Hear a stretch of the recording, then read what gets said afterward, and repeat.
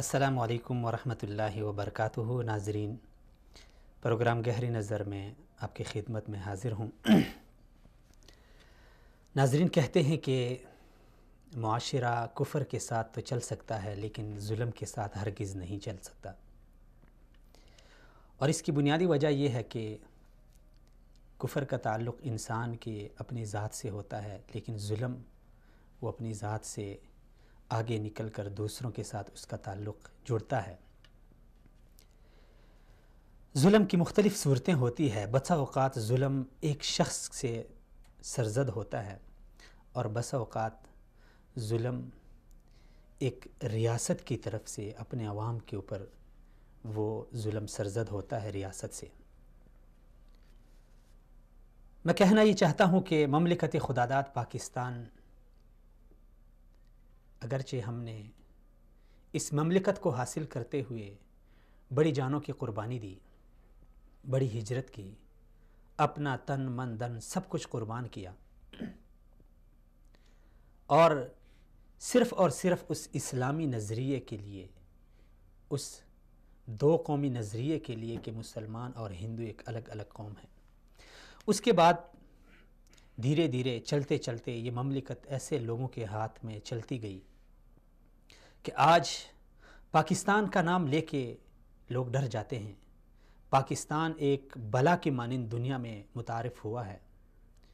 پاکستان کو ایسا بدنام کیا گیا، پاکستان کو ایسا اجاڑا گیا کہ آج پاکستانی اگر کسی اور ملک میں ہے تو لوگ اس سے دور بھاگتے ہیں۔ یہ کیوں ہمارا تشخص، ہمارا وقار، ہماری عزت کو اتنے بری طرح سے پامال کیا گیا؟ یہ کس نے ہمارے ساتھ یہ ظلم کیا؟ کیوں ہمیں دنیا کے سامنے اتنا بدنام کیا گیا؟ یہ غلطی ہماری اپنی ہے یا غیروں کی ہے؟ کیوں پاکستانی قوم کو دہشت گرد قوم کے نام سے پکارا جانے لگا؟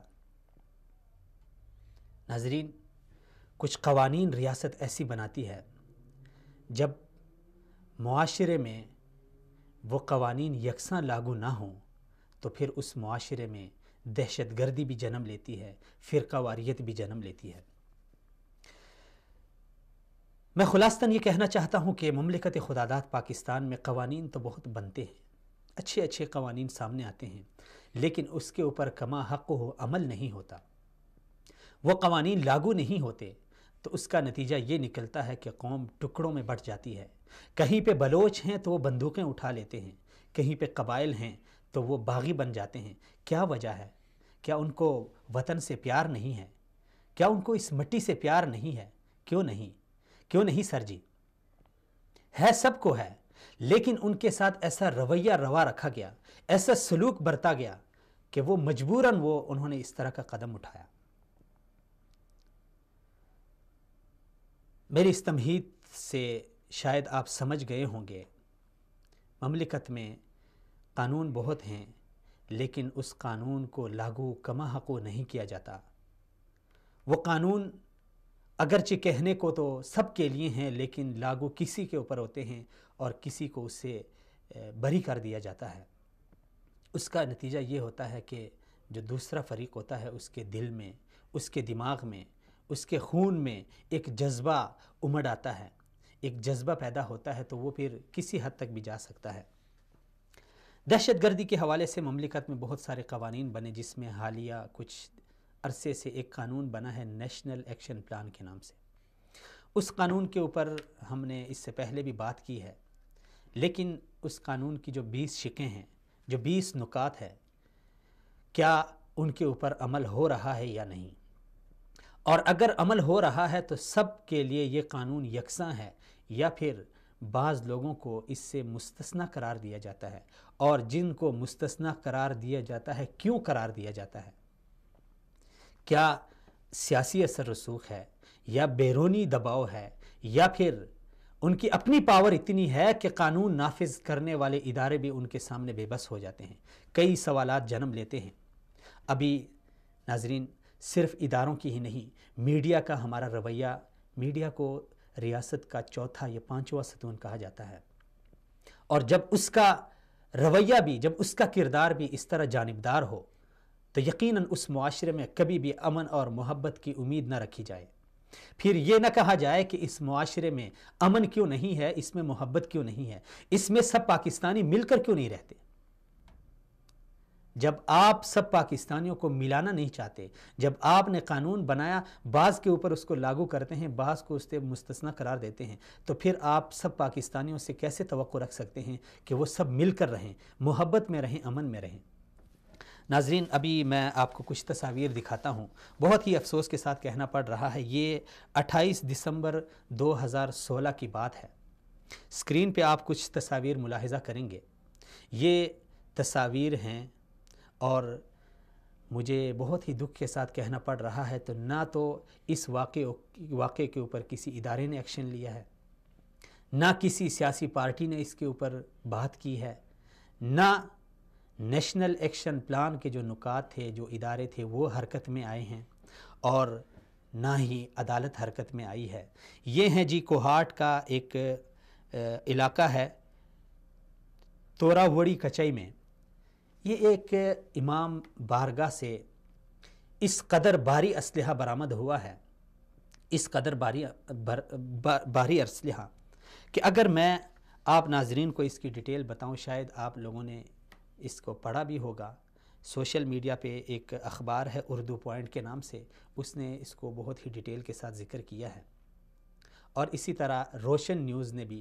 لیکن دیکھیں، ایک اتنا بڑا واقعہ، ایک اتنا بڑا حادثہ ایک ایسے اہم شہر میں، جہاں پہ ہماری ایٹمی تنصیبات ہیں، جہاں پہ ہماری چراٹ اور کوہاٹ سیمنٹ کی بڑی فیکٹریاں واقع ہیں، جہاں پہ ہمارے ایک بہت اہم ترین شہر، دفاعی لحاظ سے، سرحدی لحاظ سے، اس شہر میں جب اس طرح کی صورتحال ہو تو پھر آپ کیا توقع رکھتے ہیں دیر اور سوات اور قبائلی علاقوں سے؟ اور پھر ظلم تو یہ ہے، ناانصافی تو یہ ہے کہ اس کو کسی میڈیا چینل نے بھی نہیں دکھایا، اس کے اوپر کسی نے آواز بھی نہیں اٹھائی، کسی نے کالم بھی نہیں لکھا، کسی نے ٹی وی چینل پہ جو لوگ کہتے ہیں کہ مدارس کے اوپر پابندی لگائی جائے، جو لوگ کہتے ہیں کہ مدارس کے چندے بند کر دیے جائیں، جو لوگ کہتے ہیں کہ مدارس والے، مساجد والے کھالیں نہ اکٹھی کریں، جو لوگ کہتے ہیں کہ وہ فطرانے اکٹھے نہ کریں، گندم اکٹھی نہ کریں، ان لوگوں نے بھی اس کے اوپر خاموشی کا اظہار کیا۔ آخر یہ ظلم نہیں ہے کیا؟ ریاست کا اور اداروں کا اور پھر نام نہاد دانشوروں کا یہ ظلم جب معاشرے میں اس حد تک پہنچ جائے تو کیا آپ توقع رکھتے ہیں کہ اس معاشرے میں امن اور محبت، بھائی چارہ آئے گا؟ کبھی نہیں۔ قانون ہو تو سب کے لیے یکساں ہو۔ اگر مدارس کے اوپر آپ کے شکوک و شبہات ہیں، اگر مساجد کے اوپر آپ پابندیاں لگاتے ہیں، تو پھر ایسی کارروائیوں کے اوپر آپ خاموش کیوں ہیں؟ ایسے بہت سارے سوالات ہیں، اس پہ ہم بات کریں گے۔ اسی طرح ہم آج کے موضوع میں ایک دوسری چیز ڈسکس کریں گے، وہ ہے پاک ایران کا جو گیس لائن منصوبہ ہے۔ یہ منصوبہ ایک کہانی بھی ہے، ایک افسانہ بھی ہے، اگرچہ اس کو لوگ کہتے ہیں کہ یہ پاکستان کی معیشت کے لیے ایک بہت بڑا کردار ہے، ایک دھماکہ ہے، اس سے پاکستان کو بہت نفع ہوگا، لیکن پس پردہ حقائق کیا ہیں؟ آج آپ ناظرین ان حقائق کو جان کر آپ حیران ہو جائیں گے کہ انڈیا اور ایران نے کیسے ہمارے حکمرانوں کو بیوقوف بنا کے، کیسے ہمارے قوم کو بیوقوف بنا کے ابھی وہ ہماری معیشت کو لوٹ رہے ہیں، بجائے اس کے کہ یہ گیس کا جو منصوبہ ہے اس سے ہم کوئی استفادہ اٹھائیں، کوئی فائدہ اٹھائیں، اپنے ملک میں ایک تبدیلی لائیں، الٹا وہ ہمیں لوٹ رہے ہیں۔ کیسے لوٹ رہے ہیں یہ ابھی ہم اس پروگرام میں جانیں گے۔ ناظرین، کون ہیں، کون سے اسباب ہیں، کون سے عناصر ہیں، کون سے محرکات ہیں جو ملک میں اس طرح کی کارروائیوں پر ہماری قوم کو، ہمارے پاکستانیوں کو اکسا رہے ہیں؟ کہاں ہیں نیشنل ایکشن پلان والے کہ جب سعودی عرب نے ہم سے فوج مانگی یمن میں، ہمارا ایک اتحادی ملک ہے، یمن میں حوثی باغیوں کی سرکوبی کے لیے، تو اس وقت ہماری پارلیمنٹ میں بھی بڑا شور مچا، ہمارے میڈیا چینل پہ بھی، لیکن نیشنل ایکشن پلان کہاں ہے کہ لواء زینبیون کے تحت ہمارے پاکستان سے سینکڑوں نہیں ہزاروں نوجوان جاتے ہیں، اسلحہ اٹھائے ملک کے بارڈروں کو کراس کر کے چلے جاتے ہیں، وہاں پہ یہ نیشنل ایکشن پلان کیوں خاموش ہے؟ وہاں پہ ہمارے ادارے کیوں خاموش ہے؟ بہت سارے سوالات ہیں پاکستانی قوم یقیناً جس طرح میں اس کے جواب کا منتظر ہوں، میری قوم بھی ان بہت سارے سوالات کے جوابات کی منتظر ہے۔ انہی حوالوں سے آج ہم اپنے پروگرام میں بات کریں گے۔ اس حوالے سے میرے ساتھ اسٹوڈیو میں تشریف فرما ہے میرے معزز مہمان جناب فردوس جمال صاحب، جو کہ تجزیہ کار ہیں، میں انہیں خوش آمدید کہتا ہوں۔ جمال صاحب بہت شکریہ آپ تشریف لائے۔ اسی طرح ناظرین ہمارے ساتھ فون کال پہ مہمان ہوں گے تحریک انصار الامہ کے مرکزی امیر اور سربراہ جناب مولانا فضل الرحمن خلیل صاحب، اور اسی طرح ہمارے ساتھ ہوں گے فون کال پہ مہمان ڈاکٹر شکیل احمد صاحب کویت یونیورسٹی سے، اور اسی طرح ہمارے ساتھ فون کال پہ ساتھ دیں گے سینئر تجزیہ نگار جناب ناصر محمود ملک صاحب۔ تو میں تمام مہمانان گرامی کا دل کی اتہ گہرائیوں سے شکر گزار ہوں کہ انہوں نے مجھے ناچیز کو ٹائم دیا۔ اچھا جمال صاحب، سب سے پہلے آتے ہیں، جس طرح میں نے کچھ چیزیں ذکر کی، کچھ تصاویر آپ نے بھی ملاحظہ کی اسکرین کے اوپر، تو کیا ہمارا جو نیشنل ایکشن پلان کا ایک قانون بنا تھا اس کے بہت سارے نکات تھے، کیوں ان کو ان کے اوپر نافذ نہیں کیا جاتا؟ کیوں وہاں پہ ایسے واقعات پہ ہمارا نیشنل ایکشن پلان اور ہمارے ادارے خاموش رہتے ہیں؟ اس کی بنیادی وجہ کیا ہے؟ بسم اللہ الرحمن الرحیم۔ سب سے پہلے تو عبداللہ صاحب آپ کا شکریہ آپ کے چینل کا کہ اس اہم ٹاپک پہ گفتگو کرنے کے لیے موقع دیا مجھے۔ قبل اس کے کہ ہم نیشنل ایکشن پلان کے جو نکات ہیں جو ان کی شکیں ہیں ان پہ بات کریں کہ کتنا اس پہ عمل ہوا اور کتنا عمل نہیں ہوا، ہم تھوڑا پس منظر میں جاتے ہیں۔ دیکھیں، کسی بھی ریاست کی، کسی بھی حکومت کی اور کسی بھی اقتدار پہ جو بیٹھی ہوئی ہے اس پارٹی کی ذمہ داری بنتی ہے کہ وہ اپنے شہریوں کو، اس ملک کی عوام کو، اس ملک کے لوگوں کو امن، آشتی اور روزگار، یہ چیزیں ان کو مہیا کریں۔ بدقسمتی سے یہ ہوا کہ ہم چونکہ پاکستان کا جو قیام ہوا تھا وہ ایک نظریے کے اوپر ہوا تھا، ٹھیک ہے، وہ ایک نظریہ تھا، دو قومی نظریہ۔ تو اس نظریے کے اوپر جب یہ ایک ملک بنتا ہے اس خطے کے اوپر، ایشیا کے اس اہم خطے کے اوپر، تو ہاں اس ملک کے بننے کے ساتھ ہمارے بہت سارے دشمن بھی بن جاتے ہیں اور بہت سارے دوست بھی بنتے ہیں، ایسے ہی، ٹھیک ہے۔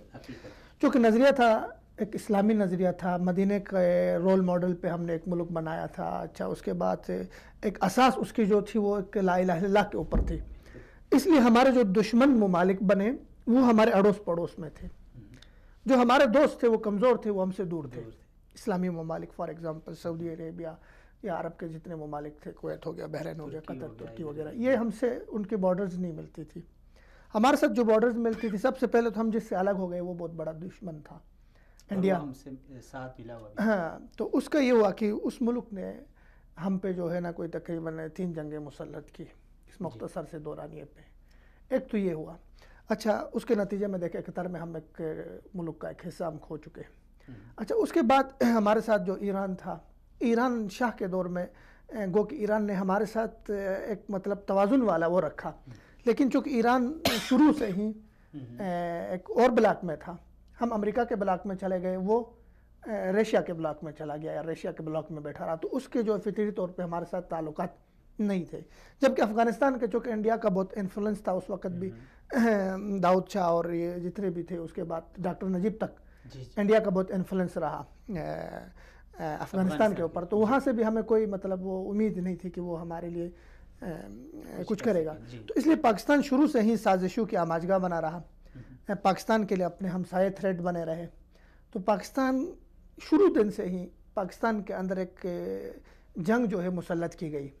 وہ جنگ یہ تھی کہ ہونا تو یہ چاہیے تھا کہ پاکستان ایک اسلامی ملک تھا، اخوت، بھائی چارگی، محبت اور ان چیزوں کو فروغ ملتا، تو ہم پہ جو حکمران مسلط ہوئے شروع سے ہی، ٹھیک ہے نا، وہ ایسے مسلط ہوئے جو اسلام کے اساس اور ان چیزوں سے بالکل وہ تھے، خالی تھے، ان کو ان چیزوں کا پتہ نہیں تھا۔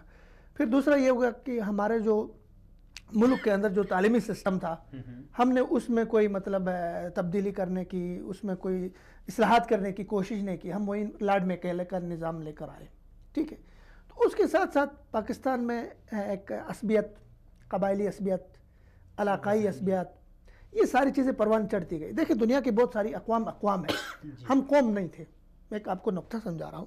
دیکھیں ترکی ایک قوم ہے، ترکی پوری ترک ایک قوم ہے. ٹھیک ہے، ترکش. اچھا اس کے بعد آپ جو عرب قوم ہے، اسی طرح روسی قوم ہے.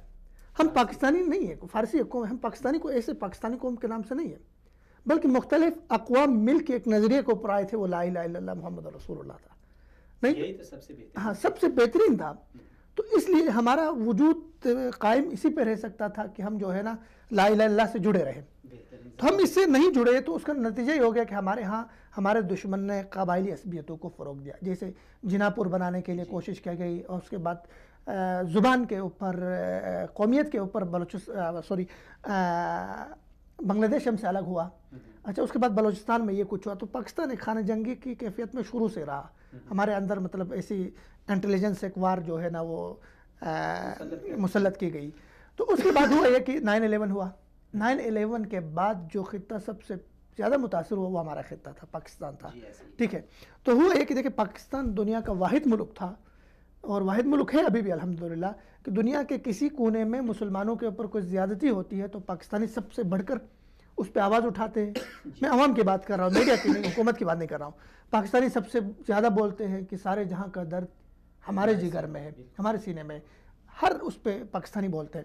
تو ہوا یہ کہ 9/11 کے بعد یہ ہوا کہ ہمارے ہاں جو لوگ محب وطن تھے، جو افغانستان میں جا کے لڑ رہے تھے، ٹھیک ہے، جو پاکستان کے فریڈم فائٹر تھے، ٹھیک ہے نا، وہ اپنے مسلمان بھائیوں کے لیے کبھی کشمیر میں لڑتے تھے، کبھی افغانستان میں، کبھی کہیں لڑتے تھے. ان کو ہم نے جو ہے مشرف صاحب کی غلط پالیسیوں کی وجہ سے ہم نے ان کو کیا کر دیا، دہشت گرد ڈکلیئر کیا، جو ہمارے ہیروز تھے. ٹھیک ہے نا. تو اس کا نقصان یہ ہوا کہ مطلب دشمن نے ان میں سے بہت ساروں کو دشمن نے کیا کر دیا، ریاست کے خلاف کھڑا کر دیا. آپ کے فاٹا میں، آپ کے وزیرستان، ان علاقوں میں لوگ محبت پاکستان سے والہانہ محبت کرتے تھے. ٹھیک ہے نا. تو ہم نے ان لوگوں کے اوپر، ٹھیک ہے، امریکہ کے کہنے پہ وہاں پہ آپریشن کیا، ڈرون گرائے.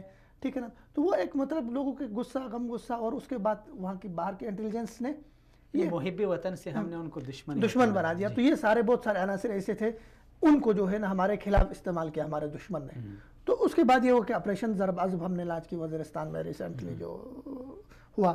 اچھا اس کے بعد ابھی چل رہا ہے ابھی اس کے اثرات. تو اس کے بعد بہت سارے عناصر باغ کے وزیرستان سے، ان علاقوں سے شہروں میں آ گئے. ان کے خلاف پھر ہم نے آپریشن کرنے کے لیے ہم نے کہا یار کچھ ایسا ہونا چاہیے. تو یہ جو ہے نا پھر انہوں نے نیشنل ایکشن پلان ترتیب دیا. یہ تھا بنیادی طور اس کا پس منظر ہے، اس کا پس منظر ہے. یہ 20 نکات تھے. ٹھیک ہے نا. یہ 20 نکات پہ افسوس کا مقام یہ ہے، افسوس کے بعد یہ ہے کہ ان 20 نکات میں سے 5 پہ بھی عمل نہیں ہوا کلی طور پہ. 5 پہ بھی. اور ان 5 میں جن میں جزوی طور پہ عمل ہوا وہ فوج سے متعلق ہے. ٹھیک ہے نا.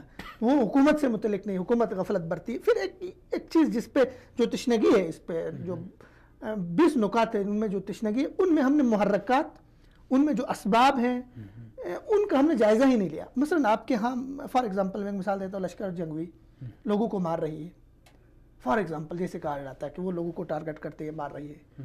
ٹھیک ہے نا. کس چیز نے لشکر جنگوی کو مجبور کیا کہ لوگوں کو ٹارگٹ کرے؟ یہی ہے. بالکل. ہم جب تک اسباب ختم نہیں کریں گے، محرکات ختم نہیں کریں گے، اس وقت تک آپ ابھی افراد کو ماریں گے. اچھا ٹھیک ہے، سختی کر لیں گے، پھر بعد میں نظریہ تو نہیں مرتا ہے. ٹھیک ہے. اب اسباب یہ تھے کہ آپ کے ہاں ایران سے بہت زیادہ لٹریچر آیا. ٹھیک ہے نا. امہات المومنین، صحابہ کرام کے اس کے اوپر شان میں گستاخی پہ مبنی، انسلٹ پہ مبنی وہ لٹریچر باقاعدہ ایک خیب تیار ہو گئی ذاکروں کی، جن کا پوری امام بارگاہوں میں پاکستان میں جن کا کنٹرول تھا، جن کا قبضہ تھا. لاکھوں لوگ ان کے سنتے تھے، ان کو ٹھیک ہے نا ان کو پھیلاتے تھے. اب ان لوگوں نے باقاعدہ طور پر تکفیر شروع کر دی صحابہ کی. ٹھیک ہے نا. امہات المومنین کی. تو یہ کہ آپ اقلیت ایکشن کا ریئیکشن تھا. ہاں ریئیکشن تھا. تو ان لوگوں نے کہا کہ بھائی ریاست کچھ نہیں کر رہی ہے، ان کو کچھ نہیں بول رہی ہے، ان کو تحفظ فراہم کر رہی ہے. ٹھیک ہے. ان کو کھلی چھوٹ دی ہوئی ہے. آپ کے پاکستان سے اس پہ مستزاد یہ کہ پاکستان کے اس وقت آپ کے تقریباً 30,000 طلبہ، پاکستانی 30,000 طلبہ قومی یونیورسٹی سمیت دیگر یونیورسٹیوں میں اس وقت زیر تعلیم ہے.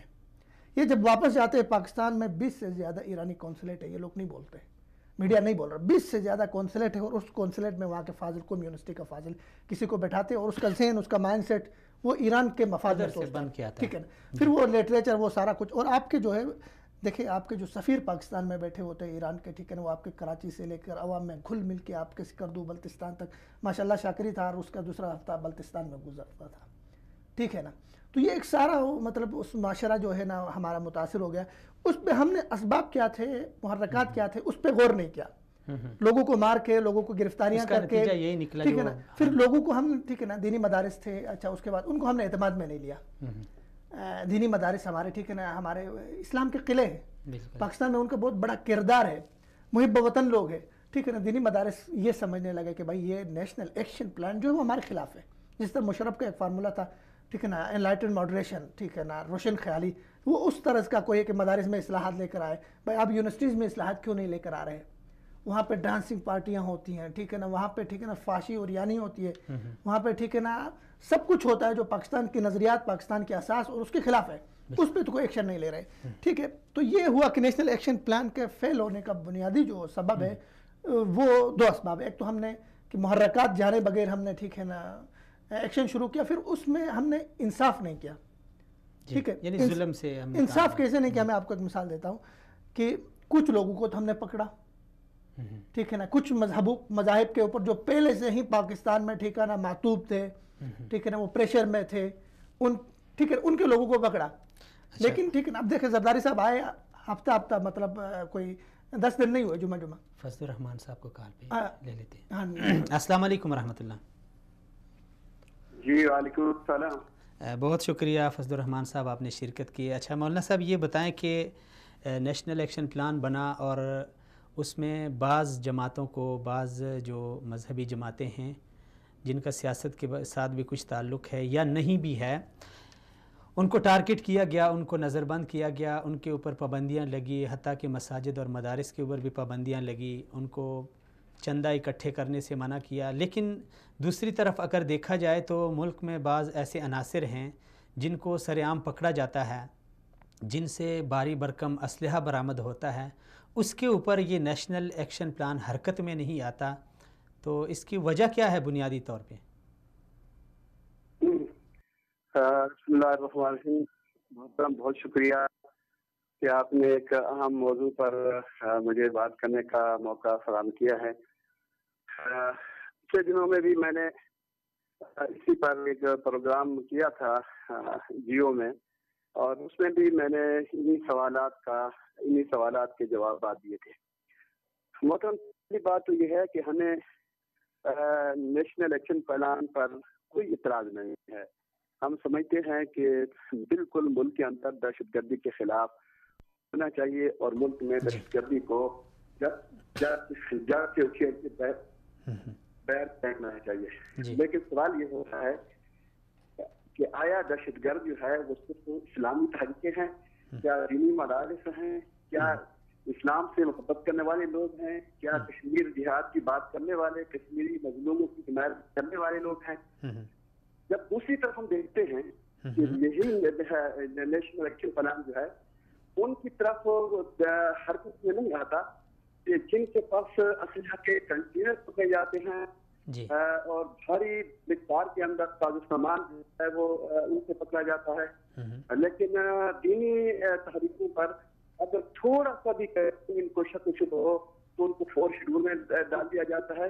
ہم اس نا انصافی کے خلاف جی، اگر کوئی یہ کہے کہ ہم ملک میں دہشت گردی کے خلاف، آپریشن کے خلاف ہیں، آپریشن کے حق میں ہیں، لیکن اس نا انصافی کہ جمہوریت کے نام پر آپ قتل غارت کریں، پابندی نہیں ہے، جمہوریت کے نام پر آپ ملک کو لوٹیں، کرپشن کریں، پابندی نہیں ہے، ملک کے خلاف نعرے لگائیں۔ اب دیکھنا سیکولر پارٹیوں نے پاکستان میں لبریشن آرمی نے پاکستان کا جھنڈا تک جلایا، پاکستان کے خلاف نعرے لگائے، لیکن آج ان کے خلاف اتنی بات تو ہے کہ وہ جو ہے کلرن ہے، لیکن ان کی ٹی وی میں پروگرام برمداخ جو ہے اس کا پچھلے دنوں میں یہاں ایک پاکستانی ٹی وی چینل پر پروگرام ہوا، لیکن کسی نے بھی کوئی ایکشن نہیں لیا۔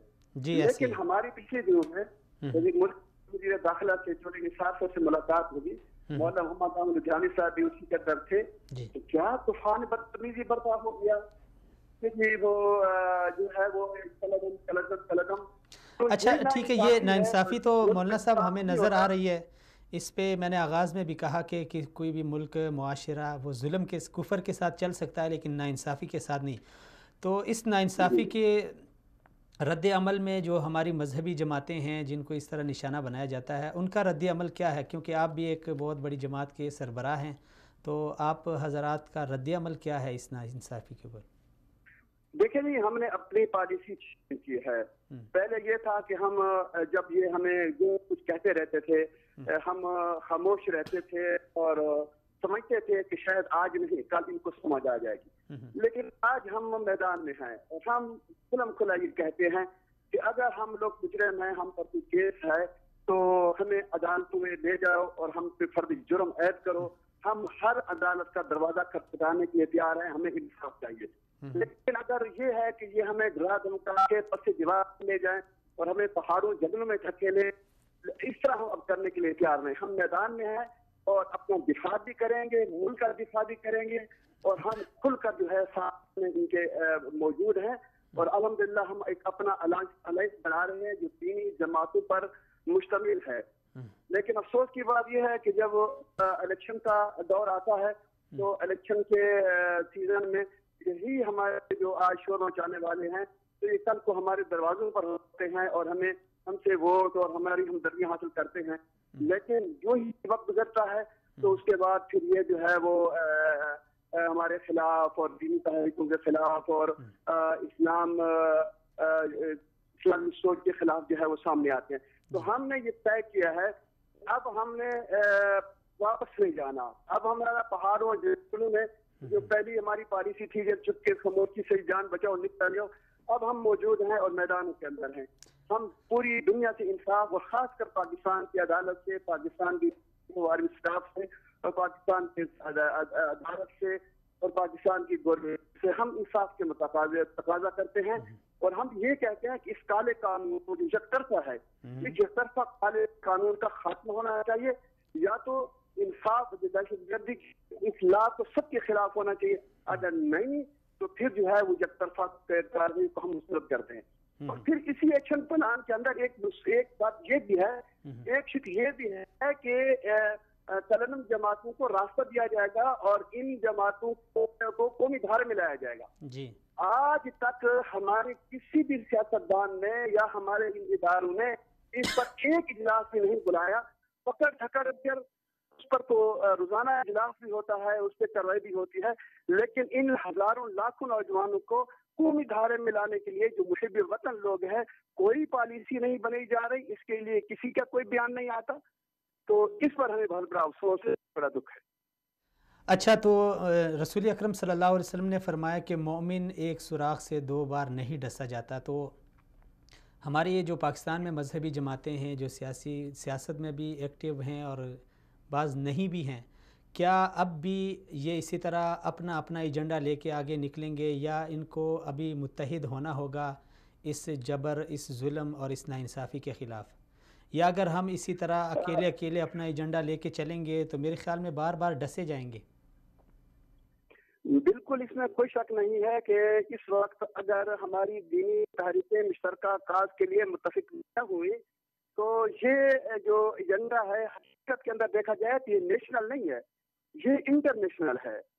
یعنی آپ دیکھ لیں کہ پوری دنیا کے اندر جہاں بھی اسلامی سوچ کے ملک ہے یا اسلامی سوچ کی جماعتیں ہیں، یہ نام نیشنل رکھا گیا ہے، حقیقت کے اندر انٹرنیشنل ہے. جہاں بھی اسلام پسند ہوں گے ان کو جو ہے وہ کھلنے کی پالیسی جو ہے وہ کی گئی ہے. لیکن میرے خیال میں اب اس مرتبہ پاکستان کے اندر ہماری جتنی بھی دینی تحریکیں ہیں ان کو یہ بات نظر آ رہی ہے. ابھی مولانا فضل الرحمان صاحب نے بھی اس ایکشن پلان کے حوالے سے بڑے واضح موقف اپنایا ہے، کیونکہ انہیں بھی نظر آ رہا ہے کہ یہ ترتیب کے ساتھ چلا آ رہا ہے. آج دہشت گردی کے عنوان سے کچھ جماعتوں کو اور کل کو اس طریقے سے بڑھتے یہ تمام اسلام پسند لوگوں کو ختم کریں گے. اور اسی طرح پھر ملکی لیول، پھر انٹرنیشنل لیول پر اب آپ سعودی عربیہ کو دیکھ لیں کہ سعودی عربیہ کیا قصور ہے، اس کو کس جرم کی سزا دی جا رہی ہے. کہ اس کے خلاف اس کا گھیرا تنگ کیا جا رہا ہے اور اس کو دھمکیاں دی جا رہی ہیں، ان کی طرف میزائلوں کا رخ کیا جا رہا ہے. اصل بات یہ ہے کہ اس وقت بین الاقوامی سطح پر اسلام دشمن طاقتیں سرگرم ہو چکی ہے. ان کو کوئی تنظیم اسلامی ہو وہ اچھی نہیں لگتی، اگر کوئی ملک اسلامی سوچ کا ہو تو وہ بھی اچھا نہیں لگتا. لہٰذا میں سمجھتا ہوں کہ جس طرح اسلامی تحریکیں اکٹھی ہوں گی تب ان کا دین ہوگا، اسی طرح جو اسلامی ممالک ہیں اور اسلامی ممالک کو جس طرح سلیمان بن عبدالعزیز صاحب نے اتحاد جدوں کا بنایا ہے اور ان کو اکٹھا کیا ہے، تو ہمارے اسلامی ملک بھی تب بچ سکتے ہیں کہ وہ اپنا مشترکہ عمل بنائے، اپنی مشترکہ پالیسی بنائے. اور اس وقت میں سمجھتا ہوں کہ سعودی عرب کی قیادت جو ہے یہ واقعتاً حقیقی معنوں میں جو ہے وہ امت اسلامیہ کی قیادت کرنے کی صلاحیت رکھتی ہے. اور اس وقت جو امت کو خطرات درپیش ہیں ان خطرات کو کسی درجے میں جو ہے انشاءاللہ ہم سمجھتے ہیں کہ یہ صلاحیت رکھتی ہے ان مسائل کو حل کرنے کے حوالے سے. لہذا دینی جماعتوں کا اتحاد بھی ناگزیر ہے اور امت اسلامیہ کے اس وقت بقا کے لیے اسلامی ملک کا اتحاد بھی ناگزیر ہے. چلیں جی، بہت شکریہ مولانا صاحب، آپ نے شرکت کی. سلامت رہیں. جی جمال صاحب آپ اپنی بات جاری رکھیں. جی پہلے تو میں نیشنل ایکشن پلان کے پیشی منظر یا پسی منظر تک آ گئی تھی بات. تو کچھ باتیں تو وہی تھی جو مولانا صاحب نے کہی. چونکہ مولانا صاحب ایک بہت بڑی تنظیم کے پاکستان میں سربراہ ہیں، مختلف ناموں کے ساتھ ان کی تنظیم کام کرتی رہی پاکستان میں، ٹھیک ہے نا. اور دلچسپ بات یہ ہے کہ ان کی تنظیم جو ہے کشمیر جہاد میں بھی رہی، فلاحی کام بھی کرتی رہی، لیکن ان کی تنظیم سیاست میں نہیں، لیکن ان کی تنظیم دیکھیں پاکستان میں ان کے کوئی ایکٹیویٹیز مطلب دہشت گردی کے اوپر یا لوگوں کو مار داڑ اس طرح کا کوئی نہیں. کسی ایک تھانے کے اوپر ان کے اوپر کوئی ایف آئی آر درج نہیں ہے، ٹھیک ہے نا. یہ وہ لوگ ہیں جو محب وطن لوگ ہیں، اسلام اور پاکستان سے محبت کرنے والے لوگ ہیں. آپ ان کو بھی اگر مطلب اس نیشنل ایکشن پلان کے تحت نشانے پہ لائیں گے، ان کی بھی پکڑ فورتھ شیڈول میں ڈالیں گے، یہ کریں گے تو ظاہر ہے یہ بدزن ہوں گے، یہی مین چیز ہے، بددل ہوں گے ملک سے، ٹھیک ہے نا. تو آپ ایسے لوگوں کو کیوں جان بوجھ کے ایسے لوگوں کو آپ کیوں ملک کے خلاف کر رہے ہیں، ٹھیک ہے نا. ان کو قومی دھارے میں شامل کریں. جیسے مولانا صاحب نے کہا کہ ابھی تک نیشنل ایکشن پلان میں کوئی ایک میٹنگ ایسی ان کے ساتھ نہیں کی گئی ہے. لاکھوں لوگ ان سے وابستہ ہیں، ایک میٹنگ نہیں کی گئی ہے کہ بھائی ان کو لے کے چل رہا ہے. پھر کچھ تنظیمیں ایسی ہیں جن پہ باقاعدہ باہر کے دباؤ پہ پابندی لگتی ہے. ریسنٹلی ایک طلبہ تنظیم پاکستان کی محمدیہ اسٹوڈنٹ فیڈریشن، جی ان پہ پابندی لگ گئی. ان کا کام کیا بھائی، کالجز یونیورسٹیز میں کام کر رہی ہیں، ٹھیک ہے، نہ کوئی دہشت گردی نہ کوئی کچھ، ٹھیک ہے نا. یا زیادہ سے زیادہ یہ کوئی مطلب آپ کے یہاں فلڈ ہوتا ہے یا وہ دوسرے معاملات ہوتے ہیں. جمال صاحب جس طرح آغاز میں نے عرض کیا کہ یہ ناانصافی ہے، تو جس طرح کوہاٹ کا یہ واقعہ ہوا، اتنا بھاری اسلحہ، یہاں پہ آ کے نیشنل ایکشن پلان کیوں خاموش ہو جاتا ہے؟ جس طرح آپ نے ابھی کہا کہ ایسی جماعت جن کا پاکستان میں ایک تھانے میں ان کے خلاف ایک ایف آئی آر بھی نہیں ہے، جس طرح یہ اسٹوڈنٹس کی جو تنظیم ہے ان کے خلاف کچھ بھی نہیں ہے، کیا یہ جو تفریق اور جو ناانصافی ہو رہی ہے یا بیرونی دباؤ اس کا اثر ہے یا اندرونی کچھ عناصر ایسے ہیں جو اس تفریق کو پروموٹ کر رہے ہیں؟ وہی نا، مولانا نے ایک بات بڑی خوبصورت کی، اس نے کہا کہ نیشنل پلان کے ساتھ ساتھ یہ خدشہ بھی ہے کہ انٹرنیشنل پلان ہے. انٹرنیشنل پلان کا مطلب یہ کہ پاکستان میں جو اسلام کا نام لیوا ہے، اسلامی فکر کی بات کر رہے ہیں، اسلامی سوچ کی بات کر رہے ہیں، اسلام کے نفاذ کی پاکستان میں بات کر رہے ہیں، وہ کالجز میں، یونیورسٹیز میں یا متاثرین میں جا کے کام کرتے ہیں، سیلاب متاثرین، زلزلہ زدگان میں جا کے وہ سب سے آگے ہوتے ہیں. ان کو ٹارگٹ کرنا یہ باہر کا ایک ایجنڈا ہے، اور وہ ٹھیک ہے نا گھوم گھما کے پھر انڈیا اور امریکہ اور ان ممالک کی طرف سے آ جاتا ہے، ٹھیک ہے نا. ہم نے یہ دیکھنا ہے، پاکستان جب تک یہ نہیں دیکھے گا کہ ہمارے اپنے مفاد میں کیا ہے، اپنے ملک کے مفاد میں کیا ہے، اپنے ملک کے مفاد کو سامنے رکھتے ہوئے جب تک پاکستان فیصلے نہیں کرے گا اس وقت تک ہم نقصان اٹھاتے رہیں گے. پھر نیشنل ایکشن پلان میں المیہ دیکھیں، نیشنل ایکشن پلان آپ نے بنایا، ٹھیک ہے نا، آپ نے اس میں یہ طے نہیں کیا کہ اس کے ثمرات ہم نے کیسے سمیٹنے ہیں، اور اس کے حوالے سے 2 سال ہو گئے، آپ کو قوم کے سامنے رکھنا چاہیے تھا. آپ کو یاد ہوگا جب نیشنل ایکشن پلان کا اعلان ہوا تھا، میاں صاحب نے ٹیلی ویژن پہ آ کے، ٹھیک ہے نا، باقاعدہ طور پہ یہ انہوں نے اعلان کیا تھا. تو میاں صاحب کو 2 سال کے بعد آ کے اس میں اعلان کرنا چاہیے تھا کیا ہم نے کھویا، کیا ہم نے پایا، ٹھیک ہے نا. پھر اس میں ہم نے مطلب کن کن جہاد میں، کن کن پہلوؤں میں ہم سے کوتاہیاں ہوئی، ٹھیک ہے نا. اس احتساب کا عمل یہاں بھی نہیں ہے. جب احتساب کا عمل نہیں ہوگا تو اس وقت آپ دیکھیں سندھ سے ابھی انہوں نے آواز بلند کی سندھ حکومت نے کہ بھائی نیشنل ایکشن پلان کے اوپر عمل نہیں ہو رہا ہے، تحفظات ہیں ہمیں، آواز انہوں نے بلند کی، لیکن ان کا اپنا عمل دیکھیں. زرداری صاحب آئے مطلب جمعہ 8 دن نہیں ہو گئے، انہوں نے سندھ کی ایک کالعدم تنظیم کے ذمہ داران سے باقاعدہ طور پہ ایک میٹنگ کی، ٹھیک ہے نا. انہوں نے گئے جی، انہوں نے کہا ہمارے لوگوں کو 4th شیڈول لسٹ میں ڈالا ہے، ان کو نکالنے کے لیے آپ کام کریں. تو زرداری صاحب نے انہیں یقین دہانی کرائی کہ ان کو 4th شیڈول لسٹ سے نکالا جائے گا. یعنی چور مچائے شور والی بات، چور مچائے شور. اور جس کی اپروچ ہے حکومت کے ایوانوں تک، چونکہ لوگوں کو ووٹ دیتے ہیں، ٹھیک ہے نا، تو وہ یہ کرتے ہیں کہ مطلب اپنے نام پھر اس سے، یعنی اس کے ساتھ یعنی انٹرنیشنل سطح پہ بھی یہ دباؤ ہے یا جو بھی ہے اس کا، یعنی سیاسی اثر رسوخ بھی ہے کہ بندہ جو ہمارے ادارے ہیں یا ہماری پارٹیاں ہیں وہ اپنے سیاست کو مد نظر رکھتے ہیں، ملک کو نہیں، ملک کی سلامتی کو نہیں.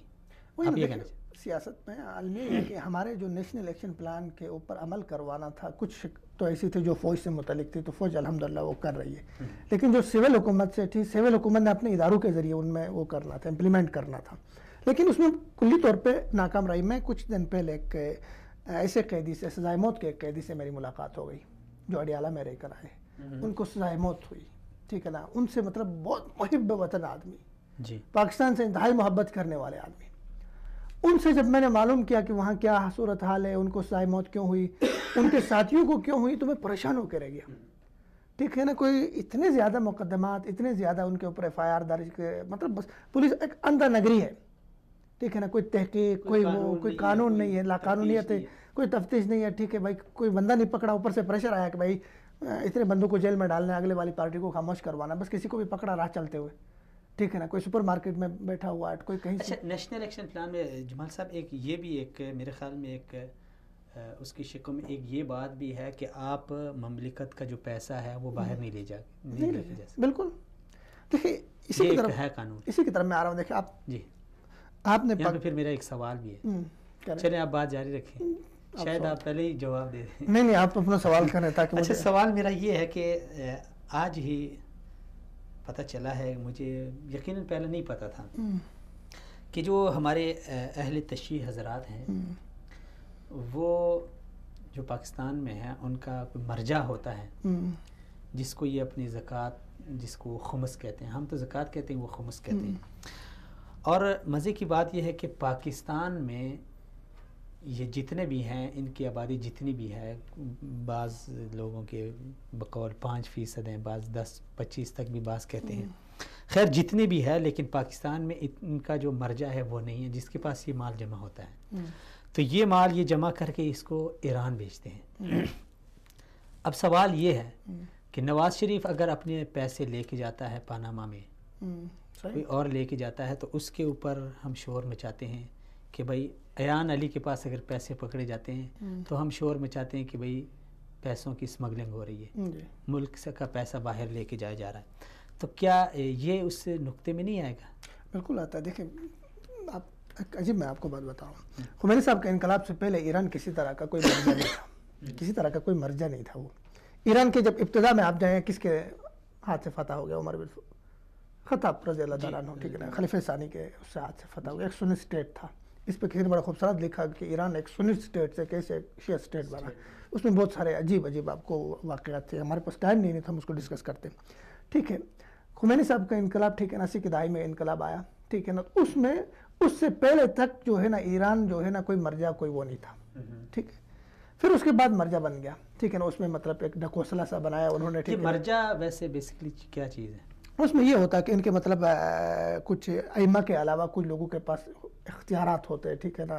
وہ امام مطلب زمان ٹائپ کی چیز ہوتی ہے کہ وہ مطلب یعنی جو ایک امام صاحب آ رہے ہیں، جی ہاں، تو وہ فیصلہ کرنے کی صلاحیت رکھتے ہیں، ٹھیک ہے نا. ان کے مطلب ان کے لیے جیسے کہ مطلب وہ اس مختلف روایت ہے کہ ان پہ تو ایسا کہ مطلب امور جو ہوتے ہیں، معاملات جو ہوتے ہیں، وہ وحی کی طرح ہوتے ہیں.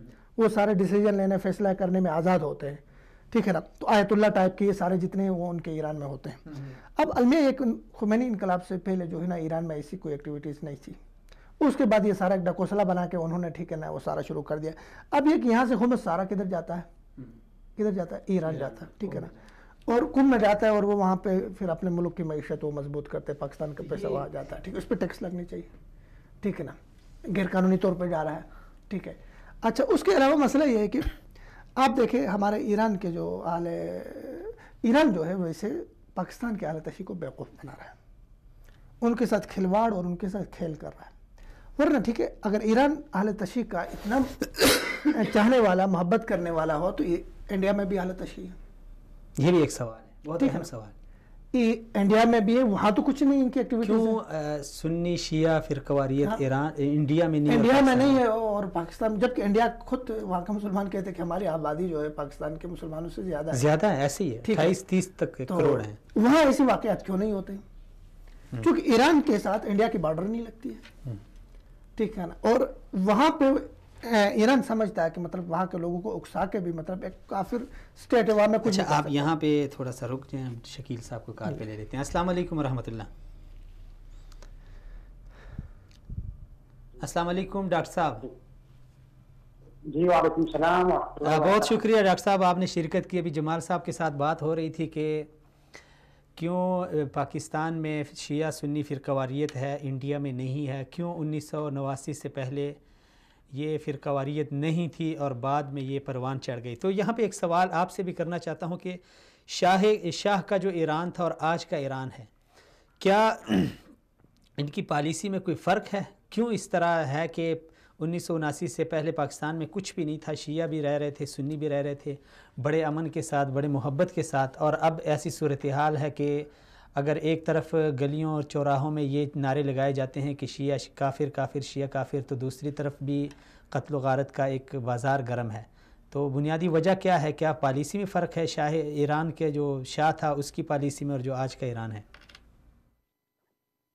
جی سب سے پہلے میں آپ کا شکریہ کرتا ہوں، آپ نے موقع فراہم کیا اور جمال صاحب کو بھی سلام دینا. تو پہلی بات تو یہ ہے ہمیں اس حوالے سے بیک گراؤنڈ کو دیکھنا ہوگا. پاکستان میں سب سے پہلی جو مذہبی تنظیم ہے جن کو قلعہ قرار دیا گیا، سب سے پہلی تنظیم کا پانی 1989 میں جی جب گورنمنٹ کے خلاف ایک تحریک چلائی گئی، جی وہ تھا انقلاب ایران کو پاکستان میں امپورٹ کرنا. اس سلسلے میں پاکستان میں پارلیمنٹ کے سامنے ایک دھرنا دیا گیا 1989 میں، جس کا مطالبہ یہ تھا کہ ہمارے لیے الگ نصاب تعلیم اور الگ نظام زکوٰۃ اس پر قائم کیا گیا. جی پھر اس کے بعد 1980 میں ولایت فقیہ کانفرنس اسلام آباد میں ملاقات ہوئی، جس میں امام خمینی کا پیغام پہلی بار کسی غیر ملکی لیڈر کا پیغام وہاں پہ پڑھا کے حوصلہ رکھنے کا جو شرکا تھا ان کو پہلی بار کسی باہر کے لیڈر کا پیغام سنایا گیا، پڑھ کے سنایا گیا، وہی تھا جو امام خمینی کا پیغام تھا. اس کے بعد 5 سال مسلسل یہ لوگ حکومت پر دباؤ ڈالتے رہے اور مختلف قسم کے اپنے من پسند مطالبات حکومت پہ منواتے بھی رہے. اور اسی کے نتیجے میں جب جواب اعظم کے باوجود یہ لوگ اپنے ہر طرح کے مطالبات منوا رہے ہیں، باہر سے سپورٹ حاصل ہے. تو اس کے نتیجے میں ری ایکشن میں یہ سپاہی صحابہ وجود میں آئی 1985 میں. بہترین. ٹھیک ہے. تو دوسری بات یہ ہے پاکستان میں مذہبی جماعتوں کا سیاسی دھرنا پارلیمنٹ کے سامنے اور ریاست کی ریٹ کو چینج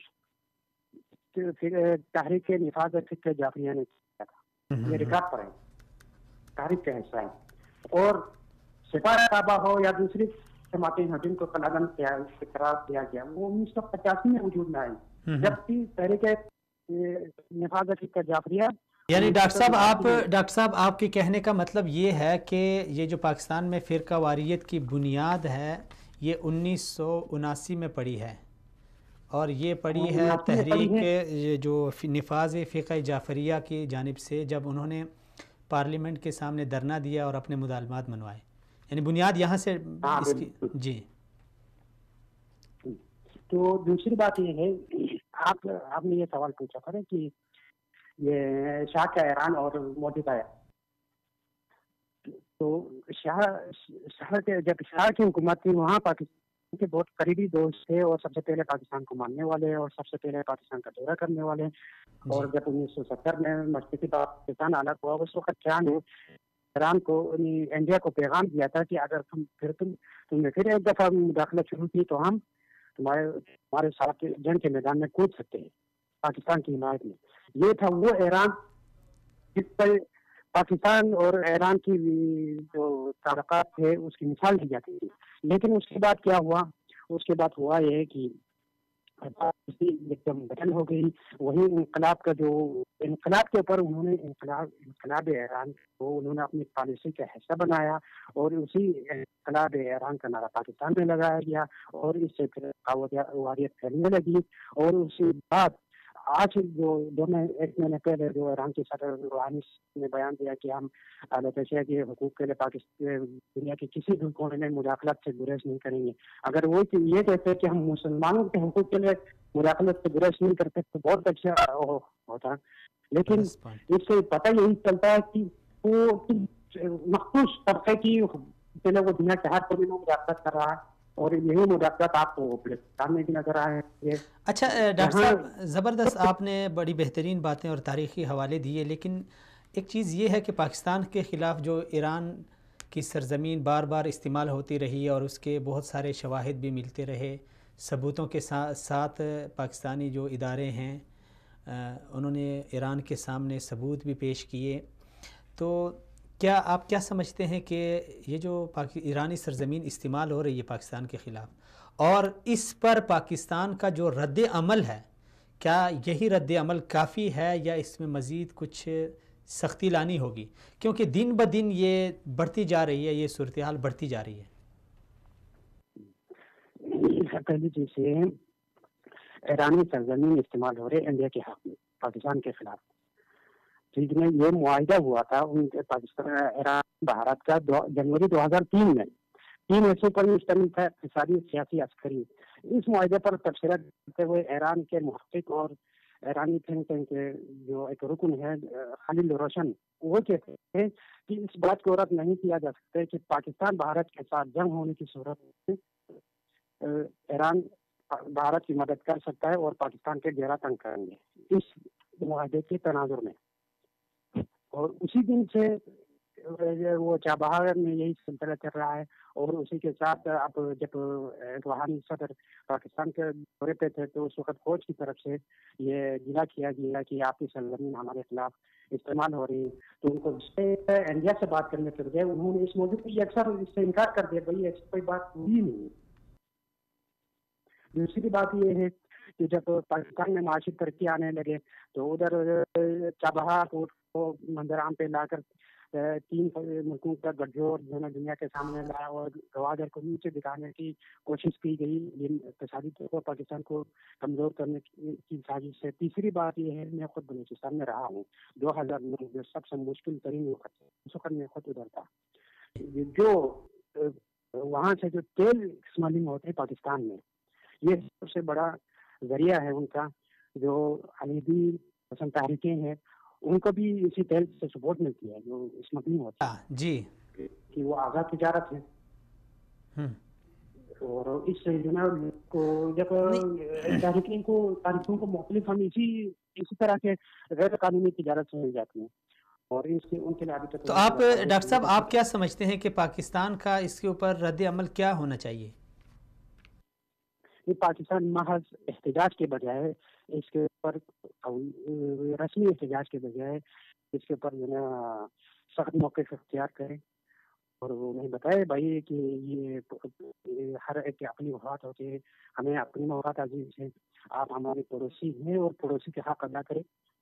اور پڑوسی کو دیکھ کر بنائے جاتے ہیں. ہم شاہ والے ایران کی پالیسی پہ ابھی تک چل رہا ہے پڑوسی پہ، تو اس پالیسی کو تبدیل کرے اور اپنے مفاد سے مد نظر رکھتے ہوئے پالیسی بنائے. تو اس میں کوئی وہ نہیں ہے انشاءاللہ. حالانکہ کو جو کچھ ہو رہا ہے وہ شروع سے ناکام رہا ہے، اب تک ناکام رہا ہے، لیکن انشاءاللہ جو اندر کی جو حالات ہیں وہ جو گروپ یہاں پہ ہیں انشاءاللہ اگر اب پاکستان کھل کے بات کرے تو سدھر جائیں گے، ٹھیک ہو جائیں گے.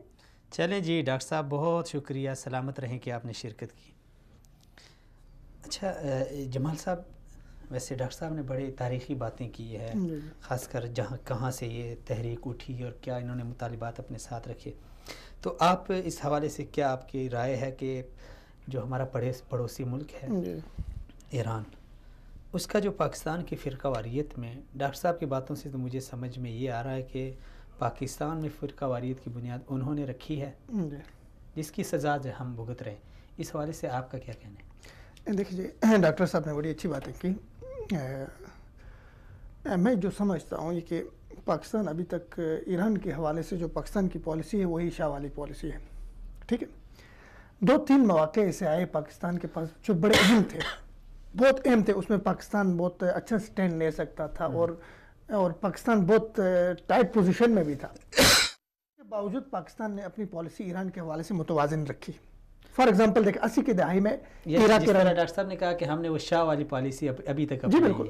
دیکھیں عراق ایران جنگ ہوئی 80 کی دہائی میں، تو عرب ممالک جو تھے ہمارے حلیف تھے اس وقت، ٹھیک ہے نا، کویت، سعودی عربیہ اور جتنے ممالک تھے وہ چاہتے تھے کہ ہم عراق کے ساتھ کھڑے ہوں. لیکن اس وقت بھی پاکستان نے اپنی پالیسی متوازن رکھی اور کوئی ایسا تاثر نہیں دیا کہ ہم یا ایران کے ساتھ یا عراق کے ساتھ. اس کے بعد ٹھیک ہے طالبان دور آ گیا افغانستان میں، تو ایران نے کھل کے اینٹی طالبان حکومت کو وہاں پہ سپورٹ کیا، افغانستان میں کرزئی کی حکومت کو. اور طالبان ہمارے بنائے ہوئے تھے، ہمارے حلیف تھے، ٹھیک ہے نا. تو اس وقت بھی پاکستان نے ایران کو کچھ نہیں کہا، جبکہ کرزئی حکومت کے پیچھے اور وہاں پہ ٹھیک ہے نا شمالی اتحاد کے اس سے پہلے حکومتوں کے پیچھے ایران اور انڈیا دونوں کا ہاتھ تھا، اور وہ ظاہر پاکستان کے خلاف تھے، پاکستان کے خلاف استعمال ہو رہے تھے. اس وقت بھی پاکستان خاموش رہا. اس کے بعد یمن کا مسئلہ ہوا، یمن میں فوج بھیجنے کا بہت اہم مسئلہ تھا، ٹھیک ہے نا. سعودی عرب کے دفاع کو چیلنج کیا گیا تھا، جو ہمارا حلیف ہی نہیں ہمارا محسن ہے. ہر مشکل وقت میں سعودی عربیہ نے ہمارے ساتھ دیا ہے. ہمارا قبلہ، ہمارا کعبہ، ہمارا ٹھیک ہے نا محور اور مرکز وہاں پہ ہے. اس وقت بھی جب عوام کی خواہشات کے برخلاف حکومت نے متوازن پالیسی رکھنے کی کوشش کی اور وہاں پہ فوج نہیں بھیجا. ٹھیک ہے، تو یہ ہوا. ایسے 3 مواقع جو بڑے آئے، پاکستان نے اپنی پالیسی متوازن رکھا. اس کے برخلاف دیکھیں ایران نے کیا کیا.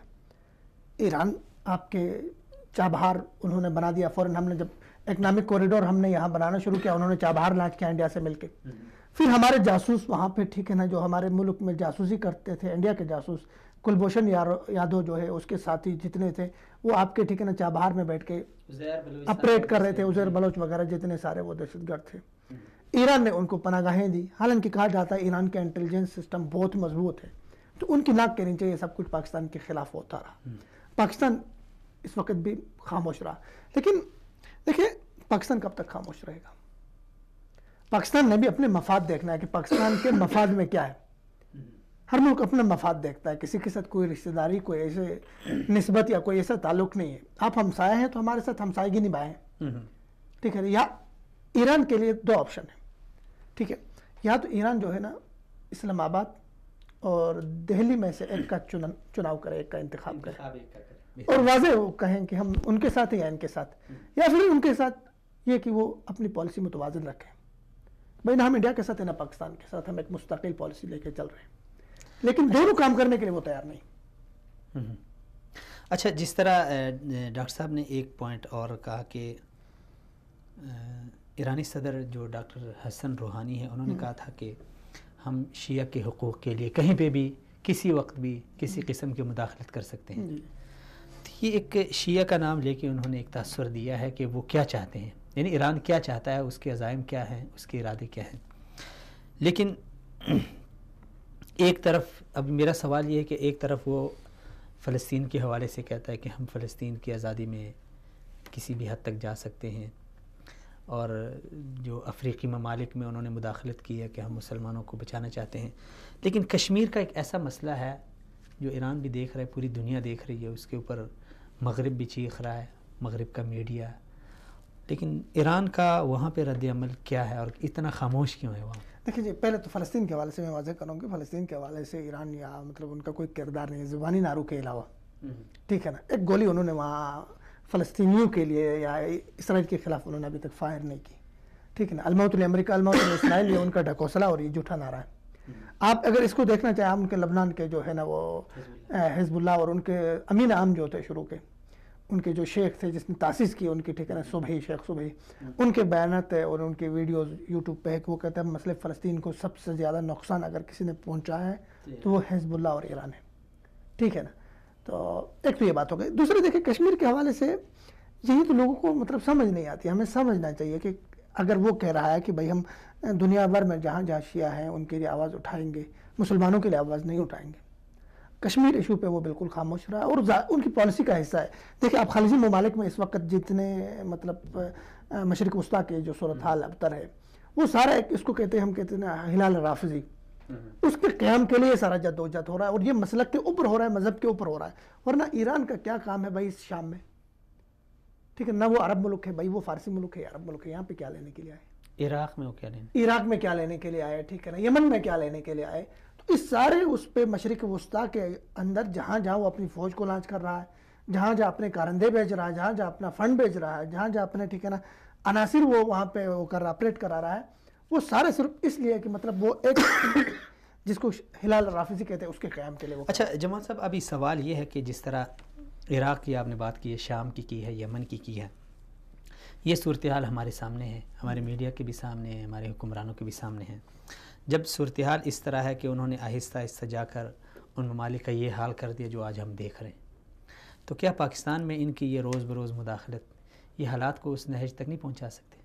دیکھیں حالت تو ظاہر ہے, یہ تو بہت بڑا خدشہ ہے, ایک بہت بڑا تھریٹ ہے اور بہت بڑا چیلنج ہے جس کو میرے خیال میں ہماری ایجنسیاں بھی سمجھتی ہیں, ہماری حکومت بھی سمجھتی ہے, لیکن اس کو عملی طور پہ کچھ کرنے کے لیے تیار نہیں.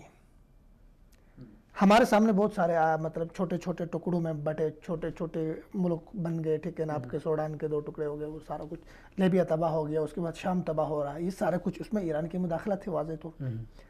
ٹھیک ہے بالکل ایسے ہی وہ کھل کے سامنے آ گئی. اب سوچنا یہ کہ پاکستان میں ٹھیک ہے نا ایک مطلب مختصر سی ایک اقلیت کو ٹھیک ہے نا اس کو پرموٹ کرنے کے لیے آپ کے لوگ مطلب واضح فنڈ بھی آپ دے رہے ہیں. ٹھیک ہے نا, ان کو پھر مذہب کا پاٹ پڑھا کے ان کو مذہب کے نام پہ اٹھا بھی رہے ہیں. ٹھیک ہے نا, وہ جہاں چاہیں جیسے چاہیں. ٹھیک ہے نا, مسلح ان کی تنظیمیں اور مسلح ان کے افراد اور مسلح ان کے ٹھیک ہے نا علماء جو ہے وہ سارا کچھ کر رہے ہیں وہاں پہ. لیکن آپ ان کے اوپر یہی نیشنل ایکشن پلان پہ جب بات آتی ہے, آپ نے کتنے لوگوں کو ان کو پکڑا؟ ٹھیک ہے نا, کتنے لوگوں کو سزائیں ہوئی؟ ٹھیک ہے, آپ نے بہت ساری عدم تنظیموں کے لوگوں کو آپ نے پھانسی گھاٹ پہ چڑھایا, ان کے کتنے بندوں کو آپ نے چڑھایا؟ ٹھیک ہے, کراچی سے لے کر ٹھیک ہے آپ کے بلوچستان تک اور اس کے علاوہ گلگت بلتستان تک کتنے لوگ پکڑے گئے جو فرقہ وارانہ فسادات میں باقاعدہ طور پہ ثبوت کے ساتھ وہ پکڑے گئے, اسلحہ پکڑا گیا, لوگوں کو مارتے ہوئے پکڑے گئے, کتنے لوگوں کو آپ نے لٹکایا. تو یہ وہ ناانصافی ہے جس کی وجہ سے آپ مطلب ایک اقلیت کے لیے آپ مطلب آگے اس کے جو ہے نا آپ نے آپ کو بچھایا ہوا ہے خود کو, یعنی کہ آپ آگ میں ڈالنے والی بات ہے جس طرح حکومت ہماری کر رہی ہے, یہی کر رہی ہے. اچھا ابھی جمال صاحب ایک بہت ہی جس طرح میں نے آغاز میں پروگرام کے آغاز میں کہا تھا کہ ایک دوسرا ایک اہم پہلو ہے ناظرین, ایک ہے پہلو ہے ہمارے پروگرام کا دوسرا, وہ یہ ہے کہ کچھ عرصہ قبل جب پیپلز پارٹی کا دور حکومت تھا اس کے اواخر میں ہمارے صدر مملکت جو سابق صدر تھے آصف علی زرداری صاحب نے ایران کے ساتھ ایک پائپ لائن گیس کا جو منصوبہ اور جو معاہدہ کیا تھا, اس کی صورتحال شاید ہم سے کچھ ڈھکی چھپی تھی, اسی لیے ہم خواب خرگوش میں پڑے رہے اور یہی سوچتے رہے کہ یار اس سے پاکستان میں بہت بڑی معاشی تبدیلی آئے گی.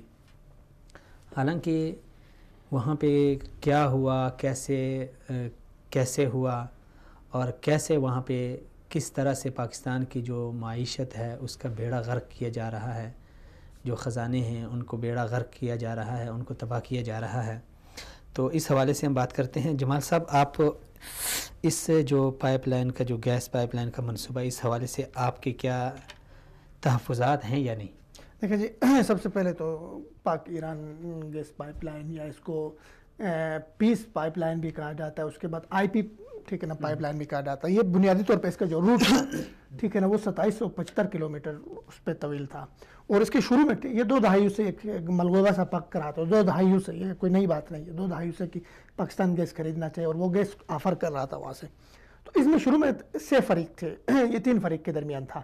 اس میں انڈیا بھی تھا اور ایران بھی تھا اور پاکستان بھی تھا. ٹھیک ہے, ان کے وہاں پہ اصل میں پاکستان گیا کیوں تھا اس طرف؟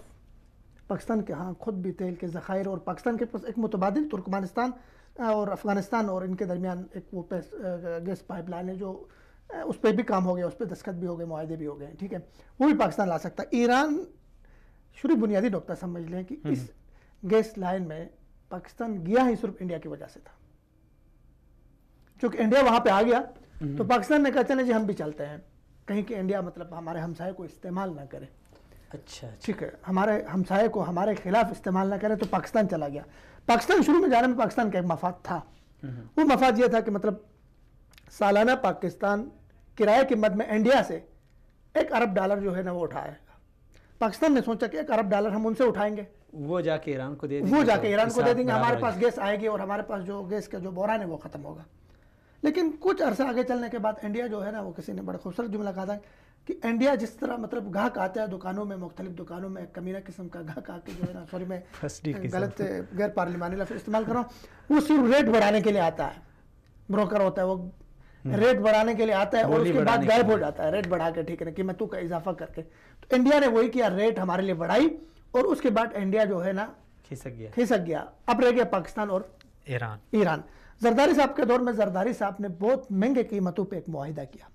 اب میں ذرا آپ کو بتاتا ہوں اس کی ڈیٹیل, ٹھیک ہے نا. تو یہ انہوں نے جو زرداری صاحب نے معاہدہ کیا تھا شوکت ترین کے ذریعے کیا تھا. شوکت ترین اس وقت وزیر خارجہ تھے. تو شوکت ترین ہمارے بدترین ان میں سے رہے, حکمرانوں میں سے رہے, ٹھیک ہے نا. اب انہوں نے ٹھیک ہے نا گیس پائپ لائن کے اس پہ خریداری کے لیے جو معاہدہ کیا اس وقت, ٹھیک ہے نا, $12 جو ہے نا فی جو ہے MMBTU $12 پڑتے تھے. وہ اس وقت کی قیمت پاکستان کو ملنا تھا. اس پہ کرایہ بھی ڈال کے وہ کوئی تقریباً $14 پہ پاکستان کو پڑتا تھا. تو اگر اس کو ہم دیکھیں کہ آج کی جو مطلب تیل کی عالمی مارکیٹ میں جو ریٹ گر گئی ہے, اس کے بعد گیس کی ریٹ گر گئی, اس کے مطابق بھی اگر ہم کریں تو یہ ہمیں $10 پہ پڑے گا, ٹھیک ہے. جبکہ آپ دیکھ لیں اس وقت پوری دنیا میں LNG گیس کا دور ہے. جی بالکل, ایک طوفان امڑ آیا ہے اور بھاری بہت زیادہ مقدار میں, اور بہت زیادہ مقدار میں ہے, وافر مقدار میں, اور آپ اس کو جو ہے نا فی $3 فی MMBTU کے حساب سے آپ خرید سکتے ہیں. تو آپ وہاں معاہدے میں پھنسے ہوئے کہ بھائی کہ آپ نے جو ہے نا کتنے ڈالر پہ خریدنی ہے, $12 پہ خریدنی ہے. 14 یعنی کہ $14 پہ آپ نے خرید, $3 پر اس کو چھوڑ کے آپ وہاں جاتے ہیں $14 پہ. تو اب ایران اور پاکستان کا یہاں پہ مسئلہ یہ ہے کہ پاکستان یہ چاہتا ہے, ہمارا ایک ڈیلیگیشن بھی وہاں جانا چاہتا تھا پچھلے دنوں, انہوں نے التوا کیا, نہیں گئے, ٹھیک ہے نا, وہ ہمارے وزارت پیٹرولیم اور اس کا تجارت کا تھا. تو وہ جانا صرف قیمت پہ مذاکرات کرنے کے لیے جانا تھا کہ بھائی یہ قیمتیں جو کہ عالمی, اس میں پاکستان حق پہ تھا. وجہ یہ کہ ایک تو اس معاہدے کی ایک شک شامل تھی جس میں قیمتوں کے اضافے پہ بات اور ڈسکشن ہو سکتی, اس نظر ثانی کی, یعنی وہ نظر ثانی کی گنجائش تھی, اس میں آپشن تھا, اس میں شک رکھی گئی تھی. تو اس نے ایران نے مطلب اس سے مفر اختیار کیا, راہ فرار اختیار کیا. ایران آ ہی نہیں رہا اس طرف کی قیمتوں میں ہم جو ہے نا وہ اضافے کے اس پہ بات کریں. اچھا, دوسری بات یہ کہ پاکستان نے دیکھا کہ بھائی بھارت نکل گیا یہاں سے. اب بھارت نکلنے کے بعد ہمارے لیے جو ایک جس تھریڈ کے انڈر پریشر ہم گئے تھے وہ تھریڈ تو ختم ہو گیا. تو ایسے میں ہم کیوں, مطلب اگر پاکستان اس صورت میں لیتا ہے گیس $12 $14 کی, ٹھیک ہے نا, تو پاکستان کے پورے ایندھن انڈسٹری کا جو ہے نا بیڑا گرک ہو کے رہے گا, ہم قرضے میں ڈوب جائیں گے. ابھی ہمارے لیے جو کرایہ آنا تھا وہ بھی نہیں آ رہا, وہ بھی نہیں آئے گا. تو اس لیے پاکستان کی حکومت جو ہے نا, میں سمجھتا ہوں جو حکومت کے جو باخبر لوگ ہیں وہ نہیں چاہتے ہیں یہ ہو جائے, ٹھیک ہے. لیکن چونکہ لابیز ہیں ہمارے اسلام آباد میں, ایرانی لابیز ہیں, وہ بہت طاقتور ہیں, وہ ٹھیک ہے نا, وہ جا کے ہمارے سیاستدانوں میں لابنگ کر رہی ہیں اس کے لیے, اور تو وہ جو ہے نا پھر پریشر میں آ کے یا مفاد میں آ کے اس کے لیے, ٹھیک ہے نا, ان کے لیے یہ ہے کہ مطلب سیاستدانوں نے ملک کو لوٹنا ہے, انہوں نے قوم کا مفاد کیا ہے, ملک کا مفاد کیا ہے. یہ جو منصوبہ ہے یہ کسی بھی صورت پاکستان کے مفاد میں نہیں, پاکستان کے مفاد میں نہیں, پاکستان تھا یعنی کسی وقت میں تھا, ابھی نہیں ہے. پاکستان کو ختم کرنا چاہیے, پاکستان کو فوری دستبردار ہونا چاہیے, اور پاکستان کے لیے دستبردار ہونے کے لیے اخلاقی جواز موجود ہے. پاکستان چونکہ یہ 3 فریقوں کے درمیان تھا, ایک فریق کے نکلنے کے بعد دوسرا فریق بھی اجلی نکل سکتا ہے. اور دیکھیں حیرت انگیز بات یہ کہ انڈیا کے نکلنے کے بعد ایران نے کوئی ری ایکشن نہیں دیا. ایران کو احتجاج کر سکتا تھا, کوئی بول سکتا تھا کہ بھائی اس معاہدے سے آپ کیوں نکلے. تو لگتا مجھے یہ ہے کہ مطلب ایران نے انڈیا کو باقاعدہ طور پر سمجھوتے کے تحت پاکستان کو شامل کرنے کے لیے ان کو شامل کیا ہوا تھا. مجھے ایک سازش لگ رہی ہے کہ پاکستان کو اس میں پھنسانے کے لیے سی پیک منصوبے کے خلاف جی وہ بالکل متحرک ہیں، یہ بھی ہو سکتا ہے۔ ہے دیکھیں پھر آپ یہ دیکھیں، آپ پاکستان میں دیکھیں آئے روز ہم سنتے بلوچستان، آپ کے ہانگو اور بہت سارے جگہوں پہ ذخائر موجود ہیں، تیل کے، گیس کے ذخائر موجود ہیں، آپ اپنے ملک سے نکالیں، بہترین۔ پاکستان کے بہت سارے آپشن ہیں پاکستان کے پاس۔ آپ کے ترکمانستان والے اس کو ٹھیک ہے نا، تھوڑے عرصے میں امن ہوگا افغانستان میں، وہ بھی ایک کامیاب معاہدہ ہے اور منصوبہ ہے، اس پہ کام کر سکیں گے۔ اچھا ایک چیز اور ہے کہ پاکستان، کچھ میں نے ایک دو رپورٹوں میں پڑھا تھا کہ جو ایران سے غیر قانونی طور پہ جو تیل سمگل ہوتا ہے وہ پہلے تو اس طرح چوری چھپے بک جاتا تھا پاکستان میں، اور کچھ لابی تھی جو یعنی اس کام کو چلا رہی تھی پاکستان میں۔ اب باقاعدہ طور پہ انہوں نے اپنی ایک کمپنی بنائی ہے، اور وہ کمپنی باقاعدہ طور پر جو ایران سے غیر قانونی طور پہ تیل آتا ہے اس کمپنی کے پاس آتا ہے، اور وہ پھر اس کو آگے پیٹرول پمپ انہوں نے بنائے ہوئے ہیں، اور بہت سارے یعنی ایک منظم طریقے سے آگے اس کو چلا رہے ہیں۔ اس کے اوپر جو ایک تحفظ تھا اس لکھنے والے کا وہ یہ تھا کہ یہ جو رقم حاصل ہو رہی ہے اس تیل سے، جو غیر قانونی تیل آ کے یہاں پہ بک جاتا ہے پاکستان میں، اس سے جو رقم حاصل ہوتی ہے یہ پاکستان میں ہی ایسے جو عناصر ہیں ان کو دی جاتی ہے۔ ہاں جی، اس میں کوئی شک نہیں، میں ان سے بالکل۔ ابھی میرا سوال یہ ہے کہ جس طرح پاکستان میں کچھ مدارس تھے جن کو عرب ممالک کے تعاون حاصل تھا، وہ ایک دینی جذبے کے تحت بعض شخصیات یا بعض ممالک ان کو سپورٹ کرتے تھے، ان کے اوپر پابندی لگا دی کہ بھائی بیرونی کسی بھی ملک سے آپ کسی مدرسے کے لیے، کسی مسجد کے لیے آپ کوئی فنڈ نہیں لے سکتے۔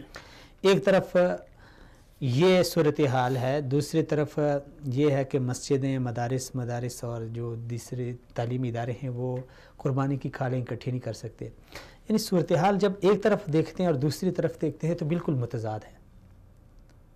تو اس سے آپ کیا سمجھتے ہیں کہ جس طرح فضل الرحمان صاحب نے کہا کہ اگر ایسے ناانصافی کریں گے تو اس کا ظاہر بات ہے ایکشن کا جو ری ایکشن ہے وہ تو آئے گا سامنے۔ جی جواب بہرحال آپ نے خود بھی دیا جو آپ اس کا دیکھیں۔ مسئلہ یہ کہ آپ ہوا یہ کہ اچھا بات شروع کرنے سے پہلے اگر ہم ناصر صاحب کو لے لیں پھر آپ۔ السلام علیکم ورحمۃ اللہ۔ وعلیکم السلام ورحمۃ اللہ۔ ہاں ناصر صاحب بہت خوش آمدید، آپ نے شرکت کی۔ ناصر صاحب آپ کی تو ماشاءاللہ کافی عمر ہے، کافی بڑے ہیں، آپ نے 1980 کا زمانہ تو دیکھا ہوگا، 89 کا 1979۔ اچھا اس سے پہلے کا پاکستان اور اس کے بعد کے پاکستان میں آپ کو کوئی فرق نظر آ رہا ہے یا نہیں؟ عبداللہ بھائی بہت شکریہ، آپ نے مجھے موقع دیا اظہار خیال کا۔ دیکھیے بات یہ ہے کہ ہمارے معاشرے میں اصل میں بنیادی تھوڑے سے پرابلمس ہیں کہ ہم کبوتر کی طرح آنکھیں بند کر لیتے ہیں، حقیقت کا سامنا نہیں کرتے اور جان چھڑاتے ہیں کہ اس کا ذکر نہ کرنے سے شاید یہ ختم ہو جائے گی، تو ایسا نہیں ہے۔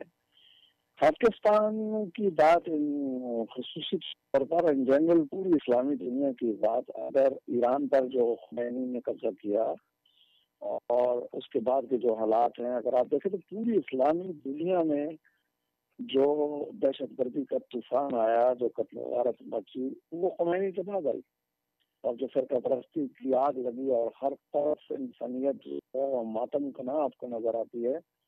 اگر آپ سے کریں گے دیگر معاشرتی خرابیاں اتم درجے کی موجود تھیں، انکار نہیں ہے، لیکن یہ جانوروں والا طرز عمل اختیار کیا کچھ لوگ اس راستے پہ چل پڑے کہ وہ انسانیت چھنمانے لگی، تو وہ خمینی کے قبضے کا دیا ہوا ہے۔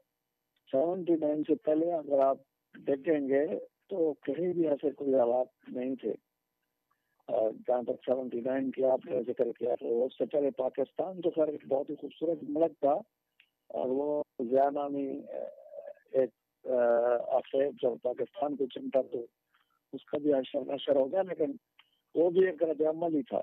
اگر وہ اس حساب سے آپ دیکھیں گے تو وہ ضیاء الحق اگر نہ آتا تو شاید پاکستان کو دوسری سمت میں بہت برے نتائج کا سامنا کرنا پڑتا۔ لیکن خیر لمبی بحث ہے، مختصراً میں یہ عرض کرنا چاہتا ہوں کہ پوری اسلامی دنیا میں جو یہ ظلم اور بربادی کا طوفان آیا وہ 79 میں خمینی کے قبضے کے بعد آیا، اس سے پہلے آپ کو کہیں یہ درندگی نظر نہیں آتی۔ اچھا، ابھی جو دن بدن اس پہ ہم نے پہلے بھی بات کی تھی، آپ کا نقطۂ نظر جاننا چاہتے ہیں کہ دن بدن ابھی جو مداخلت ہو رہی ہے پاکستان میں، ابھی کچھ عرصہ قبل جب حلب کا سقوط ہوا، انہی دنوں میں پاکستان کے اوپر انہوں نے مارٹر گولے پھینکے ہیں، یہ بلوچستان کے ایک علاقے پنجگور میں، اور اسی طرح اس سے پہلے بھی کئی بار، اور اسی طرح ان کے ایجنٹ گرفتار ہوئے، ان کے جاسوس گرفتار ہوئے جو انڈیا سے ہو کے، ایران سے ہو کے پاکستان میں داخل ہوئے۔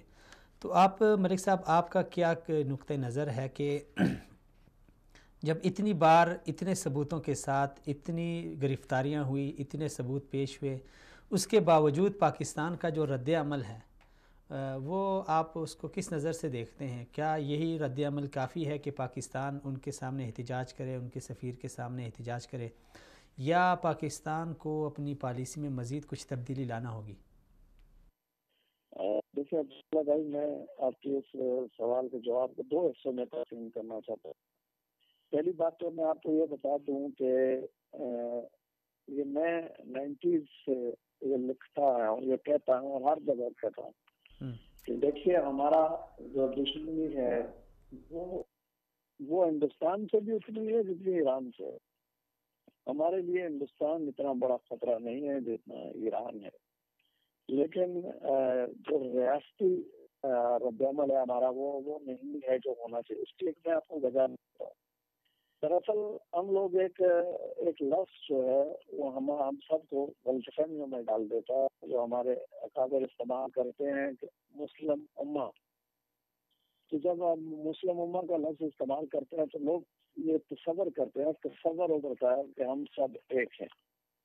میں سمجھتا ہوں کہ شاید آفاقی طور پر اور مذہبی طور پر شاید ایسا ہی ہونا چاہیے، لیکن اگر آپ حقیقت کی بات کریں تو ایک فقہ جعفریہ ہے اور ایک فقہ حنفی ہے، اور فقہ جعفریہ اور فقہ حنفی کبھی بھی ایک امہ نہ تھے، نہ ہیں، اور نہ قیامت تک بن سکتے ہیں۔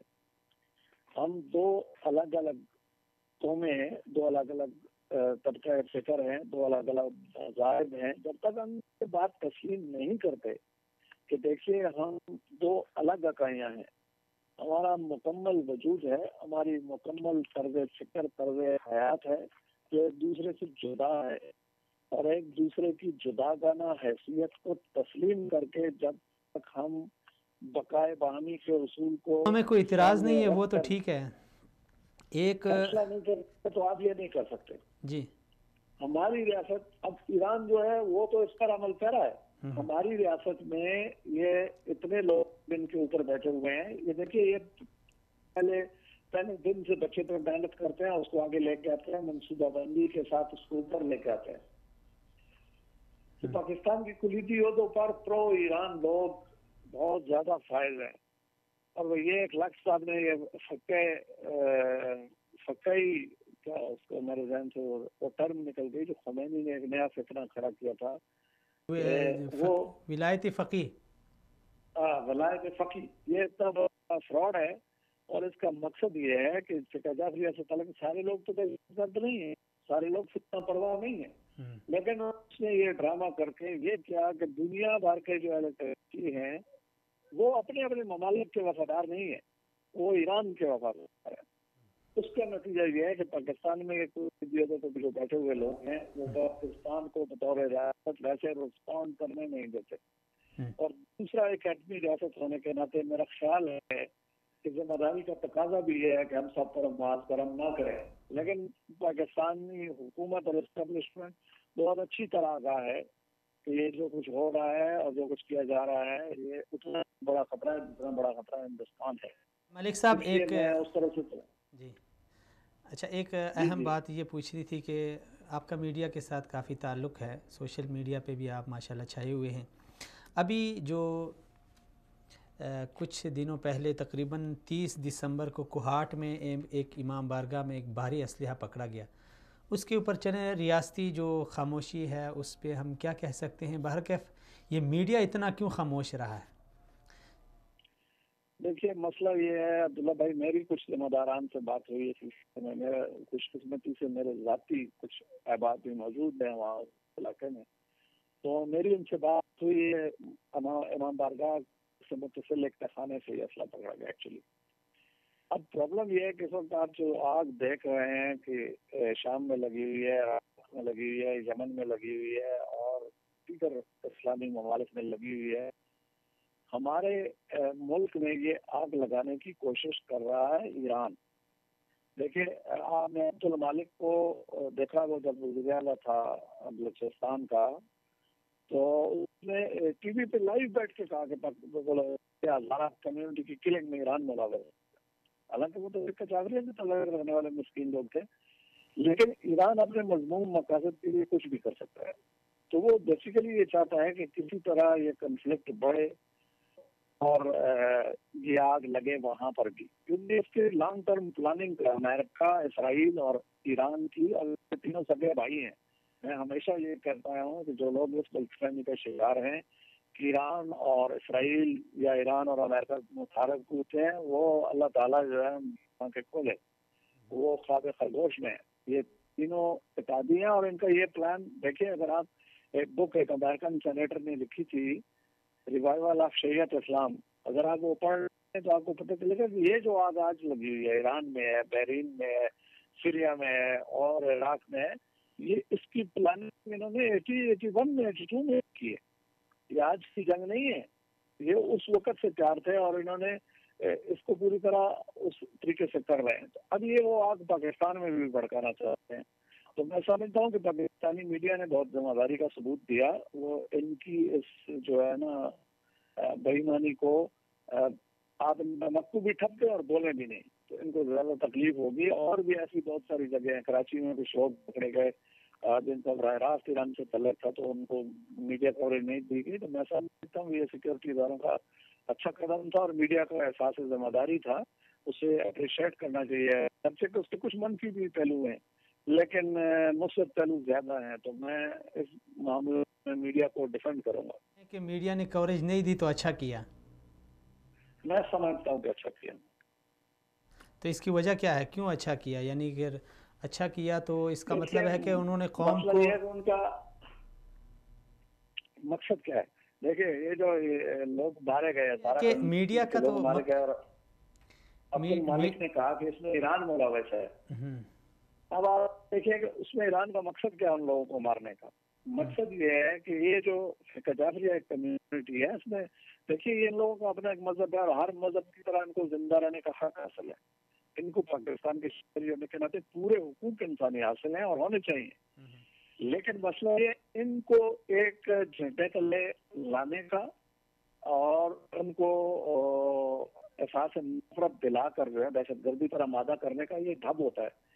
اب جب یہ اس طرح کی چیزیں میڈیا پر آتی ہیں تو وہ سمجھ آ جاتا ہے, اس کے خلاف جو پروپیگنڈا کیا جاتا ہے. آپ کو میں ایک دوسری بات بتاؤں, پوری دنیا میں کسی ایک ملک کی آپ مثال لے لیں کہ کسی ملک کے سفارت خانہ ہوگا اور ایک قونصل خانہ ہوگا یا 2 قونصل خانے ہوں گے, بہت بڑا ملک ہوگا تو, اور یا 3 آفیسز ہو جائیں گے. جس طرح سعودی عرب ہے تو چلو پاکستان کا ایک قونصل خانہ ہے, ایک سفارت خانہ ہے, اور ایک جو ہے چھوٹا آفس مدینہ میں بھی لیگن آفس ہے.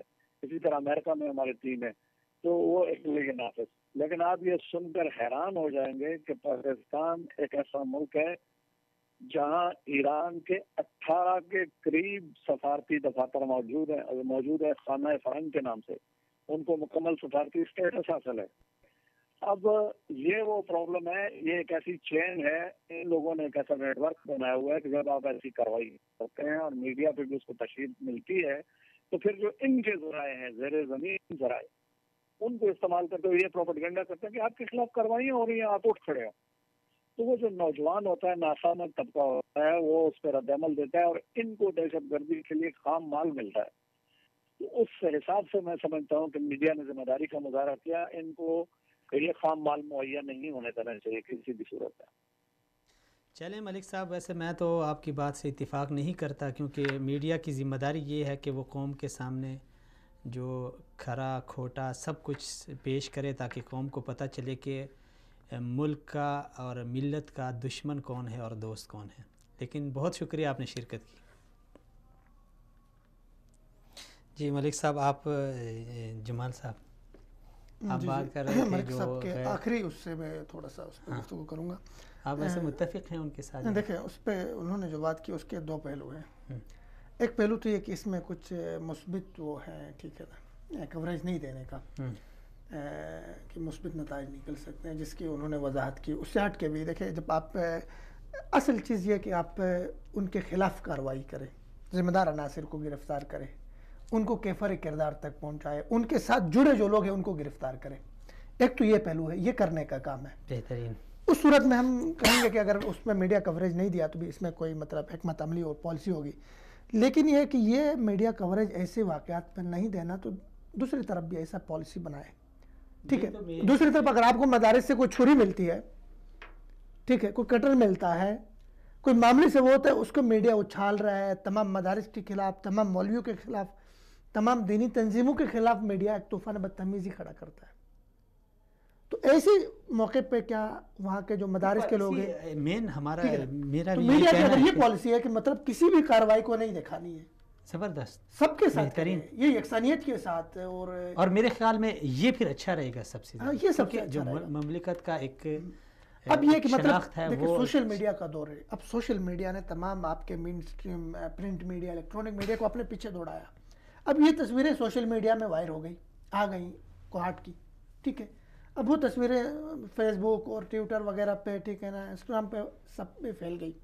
تو اس سے یہ تاثر ہوا کہ جو لوگ جن کے خلاف کارروائیاں ہو رہی ہیں, جن کے مدارس پہ اٹیک ہو رہے ہیں, ان کے جو ہے نا وہ بدزن ہو رہے ہیں یہاں پہ, کہ رہے بھائی یہ بھی پکڑا گیا, ان پہ تو کوئی حکومت بھی ایکشن نہیں رہی, کوئی میڈیا بھی خاموش ہے. تو یہ ایک مطلب وہ ہوتا ہے کہ اضطراب کی سی کیفیت ہوتی ہے, ایک بددلی سی پھیلتی ہے.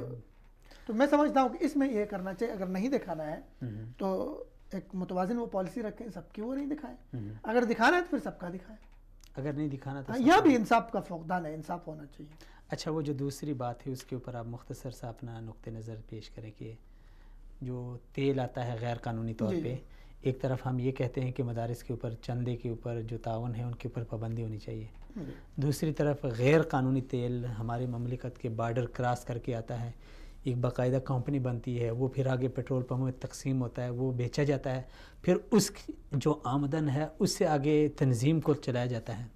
اور یہ بھی جس صاحب نے یہ لکھا ہے اس نے یہ بھی کہا ہے کہ ہماری ایجنسیوں کو اس کی خبر بھی ہوئی ہے, اور اس غیر قانونی کارروائی کو ایجنسیوں نے, ہمارے قانون نافذ کرنے والے اداروں نے پکڑا بھی ہے, لیکن ایران نے یہی کہہ کر ان کو دوبارہ سے منا لیا ہے کہ یار ہم پڑوسی ہیں. پہلے بھی آپ نے بہت سارے ایسے واقعات کو نظر انداز کیا ہے, اس لیے آپ اس کو بھی نظر انداز کریں. یہ مسئلہ دیکھیں, میں تو یہاں یہ کہوں گا, آپ تھوڑا سا تقابل کریں یہاں پہ.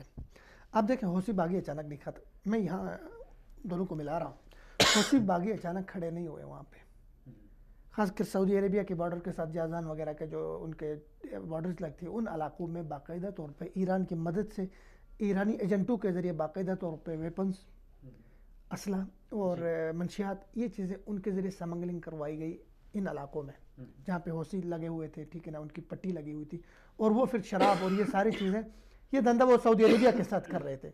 پھر ٹھیک ہے نا, جو آدمی شراب کے لیے آپ جس کو استعمال کر سکتے ہیں, اس کے بعد اسلحہ دے کے ان کو, ٹھیک ہے نا, کاروباری اس کے لیے, ان کو آپ پھر ٹھیک ہے نا جنگ کے لیے بھی استعمال کر سکتے ہیں.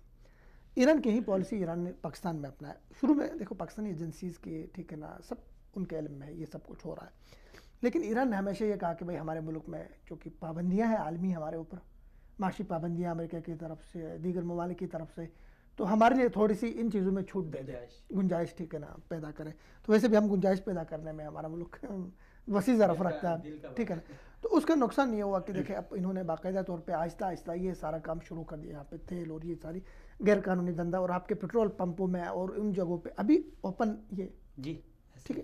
اب ایران یہ کرے گا کہ کچھ عرصے کے بعد آئے گا, اب ایک مسودہ انہوں نے بیٹھا ہے کچھ دنوں پہلے کی بات ہے پاکستان میں, اس میں یہ چیزیں شامل ہیں, ان کو قانونی کرنے کی. اب وہ ایران ان سے کیا کر رہا ہے, درخواست کر رہا ہے اس طرح کی جتنی چیزیں ان کو قانونی ایک وہ امبریلا, قانونی ایک چھتری فراہم کرنے کی.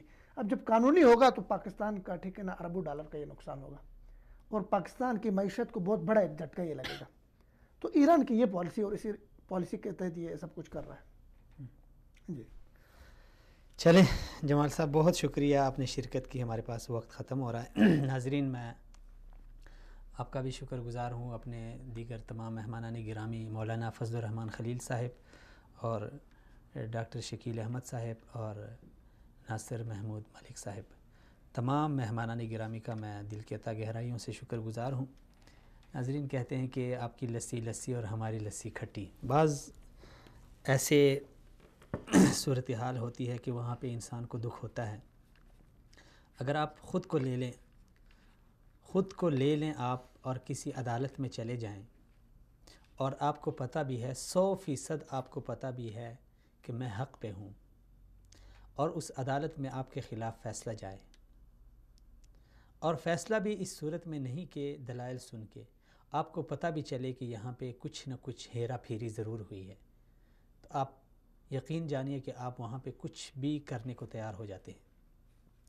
یہی ایک انسان کی فطرت ہے کہ جب انسان کے ساتھ ظلم ہوتا ہے تو ظلم اور فقر، غربت، یہ انسان کو کسی حد تک بھی پہنچا سکتی ہے۔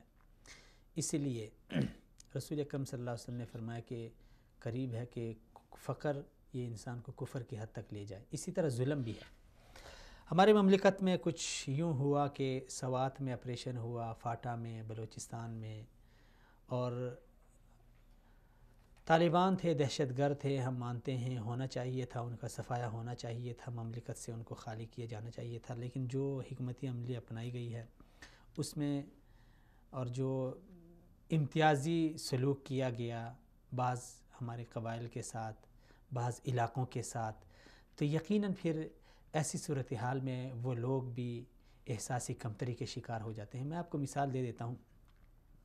بلوچستان ہے، سب سے بڑا ہمارا صوبہ ہے رقبے کے لحاظ سے، وہاں سے پاکستان کی اگر میں کہوں کہ پورے پاکستان کا چولہا بلوچستان سے جلتا ہے تو بے جا نہ ہوگا۔ لیکن ہم نے کیا کیا بلوچوں کے ساتھ، یہ ہم جانتے ہیں۔ کیسے ہمارے جنرل صاحب نے کہا تھا کہ ہم تمہیں وہاں سے ہٹ کریں گے جہاں تم سوچ بھی نہیں سکو گے۔ تو جب اس طرح کی صورتحال پیدا ہوگی تو یقین وہاں پہ پھر ایسے کچھ بلوچ ہوں گے جن کو انڈیا اپنے ساتھ ملائے گا، ایران اپنے ساتھ ملائے گا، اور وہ ہمارے خلاف بندوقیں لے کے کھڑے ہو جائیں گے۔ ہم نے بنایا گلگت بلتستان کو 5واں صوبہ، لیکن اس صوبے کا جو بجٹ ہے، جو